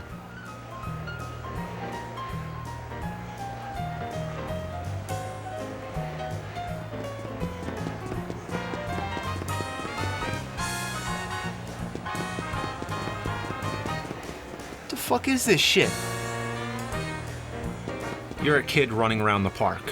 While the graphics are fine and definitely seem to represent the basic idea of what a Universal theme park looks like, the camera angles are a problem. First of all, it never moves. You know how in most other three-dimensional games like Super Mario 64, which came out years before, the camera follows the character around? Here, the camera is in a fixed position and only switches to another angle when you reach a certain point on the screen, so you might have to run far into the distant background or all the way up into the foreground without even knowing what's ahead of you. So finding your way around is a total nightmare. Sometimes when you come to a new screen, you start out in the background. You're just a tiny dot somewhere on the screen, obscured by a crowd of people. Where am I? Oh, there I am. It's like a game of Where's Waldo. Now let's get on some rides. What's this? There's a line? Yes, at theme parks you have to wait in lines, but why'd they include that in the game? Could they have left that out? But this is even worse than real life because Woody Woodpecker won't even let you get in the line, even though there's less than 10 people. Could you imagine going to Universal and the lines are that short? That would be your lucky day. That would be like a 2-minute wait. But no, Woody's gotta send you away. Like, go away, asshole. Fuck you, you Woody Bunny fucking Pecker piece of shit. You know what you have to do to get in the line? You would never believe this. You have to pick up trash and put them in trash cans.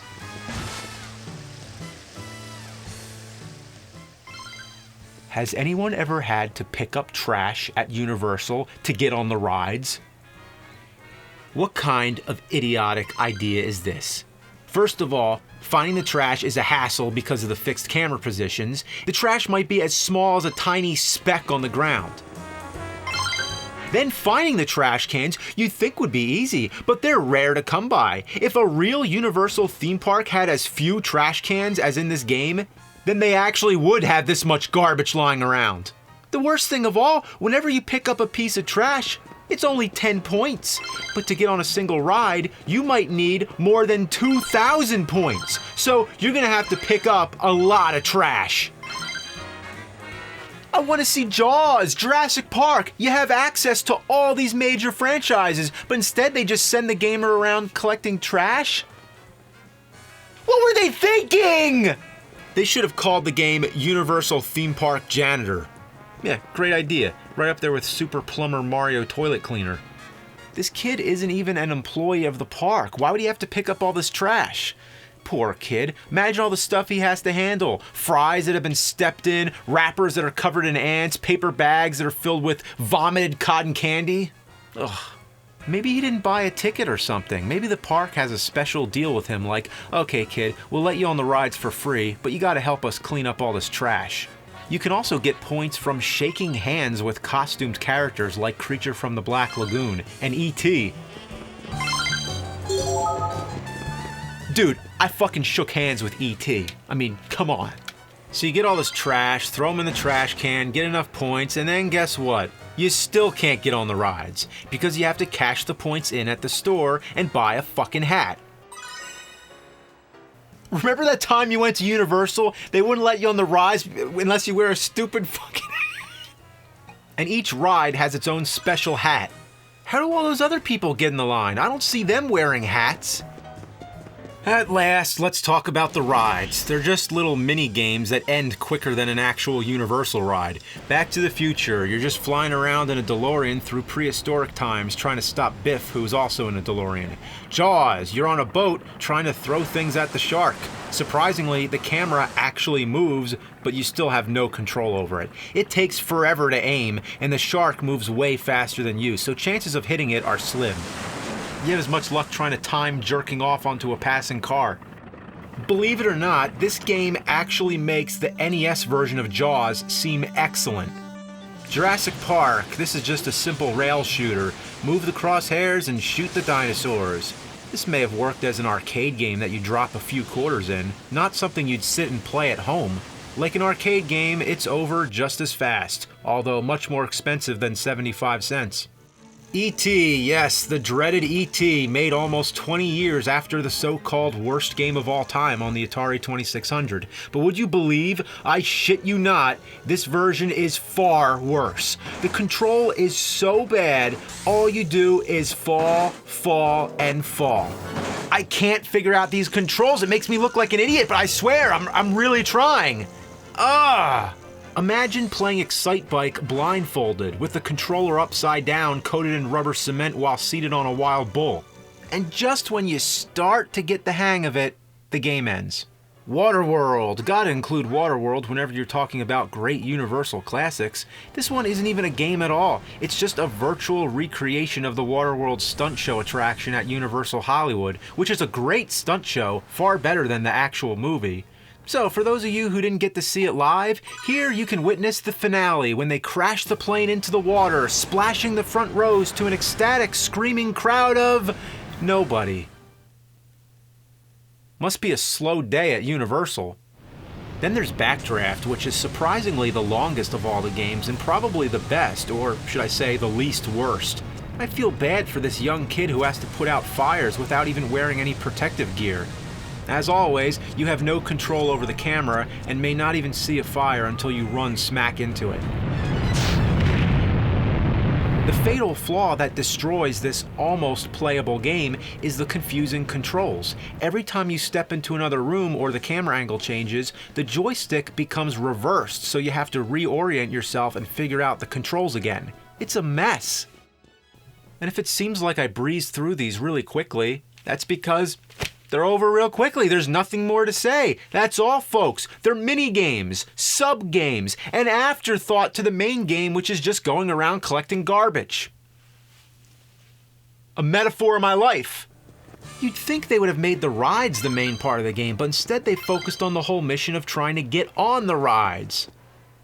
Which is very accurate to how the park is in real life. You ever been to Universal? All you do is stand in lines all day, and every once in a while you get on the ride. So this captures that experience perfectly. A virtual simulation of a day at Universal, with long hours of tedium with short bursts of excitement.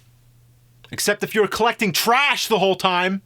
I should also mention that the main goal of the entire game is to collect stamps. Yeah, apparently there's a big stamp collecting contest going on at Universal. So every time you finish one of the rides, they give you a stamp. So shooting at dinosaurs, flying around a DeLorean, throwing barrels at sharks, all that is just about winning a stamp collecting contest. If I went on a ride at Universal and they gave me a stamp, I'd be like, what the hell is this? I'll tell you, that's one time at Universal when you'd see me throw something in the trash can, or better yet, I used a stamp on an envelope that I'd send a letter to the game developers asking them, how the fuck did you take so many popular franchises and fuck them up so bad? Even LJN, when they fucked up Jaws and Back to the Future, it was one at a time. Not all at once, and that was NES. This is GameCube. I thought by now games this horrible would be extinct. I didn't even know it was possible to make something so rancid.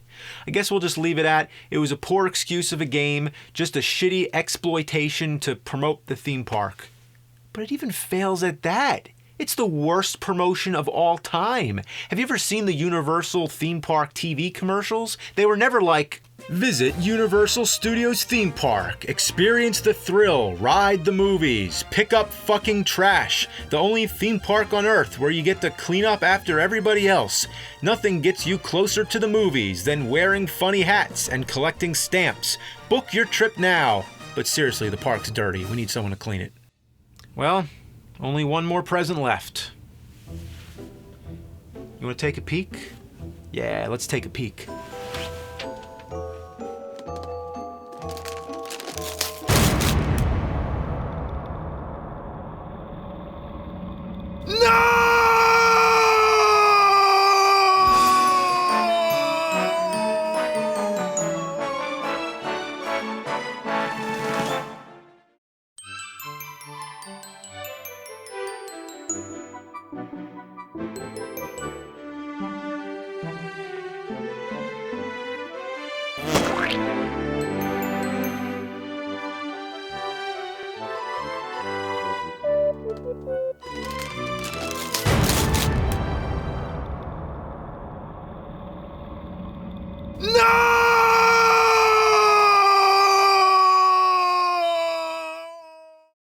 It can't be. LJN made a video game console. It's bad enough they already monopolized the genre of shitty, dysfunctional video games, but now they make a whole fucking console. The biggest turd LJN ever shat. Let's take a look. Hours of creative fun, oh, I'm sure. Do I really have to play this thing? I'd rather analyze the styrofoam that came with it. It's far more exciting. See that right there? Maybe somebody's cat stepped on it. See all the scuff marks? I wonder what that's all from. It's like an archaeological record. It's like styrofoam keeps a fingerprint of the past. It's interesting. Okay, let's cut the shit. Let's hook this thing up. Oh no, oh no, oh no! Oh, I hate these. These things come from hell. These are the devil's pitchforks that you have to screw on the back of your TV. The box says it's for ages 5 and up. Adult guidance needed for hookup. I think we're going to need more like spiritual guidance. So we plug this fucker in and here we go.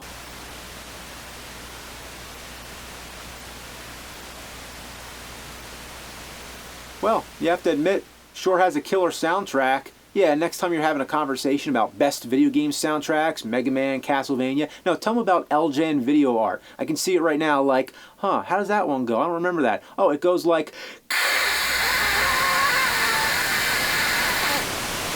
The game has no sound.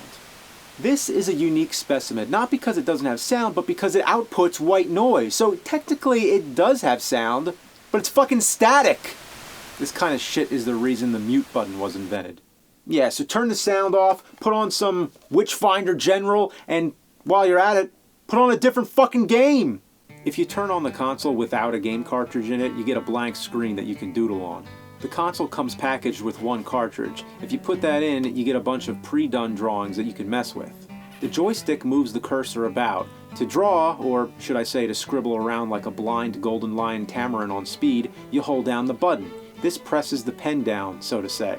The joystick is already overly sensitive. One slight move and your cursor flies all over the place. Having to press down on the joystick at the same time as you're trying to move it only adds to the frustration.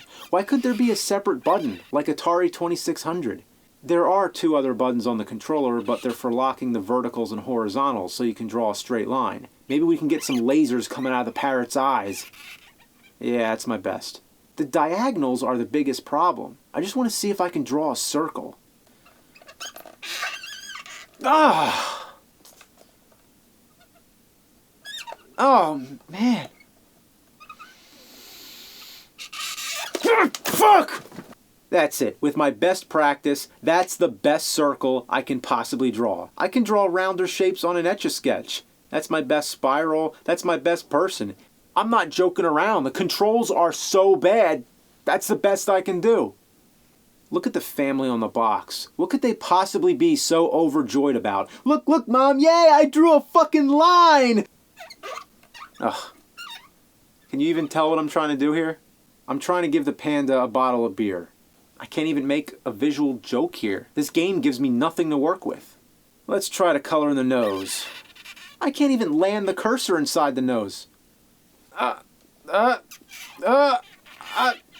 when you're pressing down and rocking the joystick around like this, it squeaks. That's awful. This is worse than the static, and this you can't turn down. So, guess you gotta get some really strong earmuffs. And just to add insult to injury, on the box, the panda is colored in perfectly. How can you market it as a coloring program when there isn't even a way to color anything in? Ugh, shouldn't there be a paint bucket tool? That's the most basic thing. Why is there no paint bucket tool? Even Color a Dinosaur, which I thought was the worst coloring game ever made, even that had a paint bucket tool. This makes Color a Dinosaur look amazing. I've made better drawings as a kid in Microsoft Paint. Seriously, these are my actual drawings as a kid done in Microsoft Paint. Does LJN Video Art have any good aspects? Well, I guess you can change the color of the pen. You can change the color of the background. You can erase 1 pixel at a time. This is the worst thing ever. Etch-a-Sketch is better than this, and that doesn't even need electricity or forks to screw in your TV. You can give it the benefit of it being 1987 and one of the first of its kind. Later, there were games like Art Alive on the Sega Genesis, which was pretty cool, and Wacky Worlds Creativity Studio, which came with a mouse. But the one I have the most fond memories of is Mario Paint on Super NES. You can draw either freestyle or with a coloring book, with plenty of different pens, brushes, colors, and patterns to work with. But it wasn't just about what you can do, but more about the overall presentation of it. For example, they give you so many creative ways to erase the drawing. It's unnecessary, but it's cool. Even the save feature, which takes an insane amount of time just to save one shitty drawing, is still cool because you get that catchy beat to make the time fly by.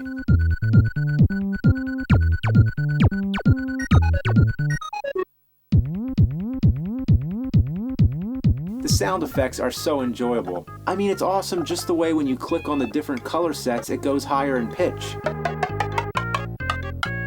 You can do simple animation, make music,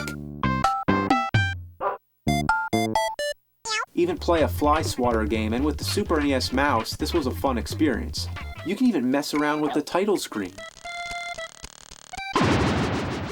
Looking back, it's not a very useful program. You can't do a whole lot with it compared to computer programs today, but what made it great was the presentation. It made doing the most simple tasks a lot of fun. LJN Video Art is not fun at all. It's a disaster. No human being should ever have the misfortune of playing this. And yes, the Styrofoam was more interesting. It doesn't even qualify as a video game console, but it comes with cartridges, so I guess technically it is a video game console. Well, then it's the worst video game console of all time.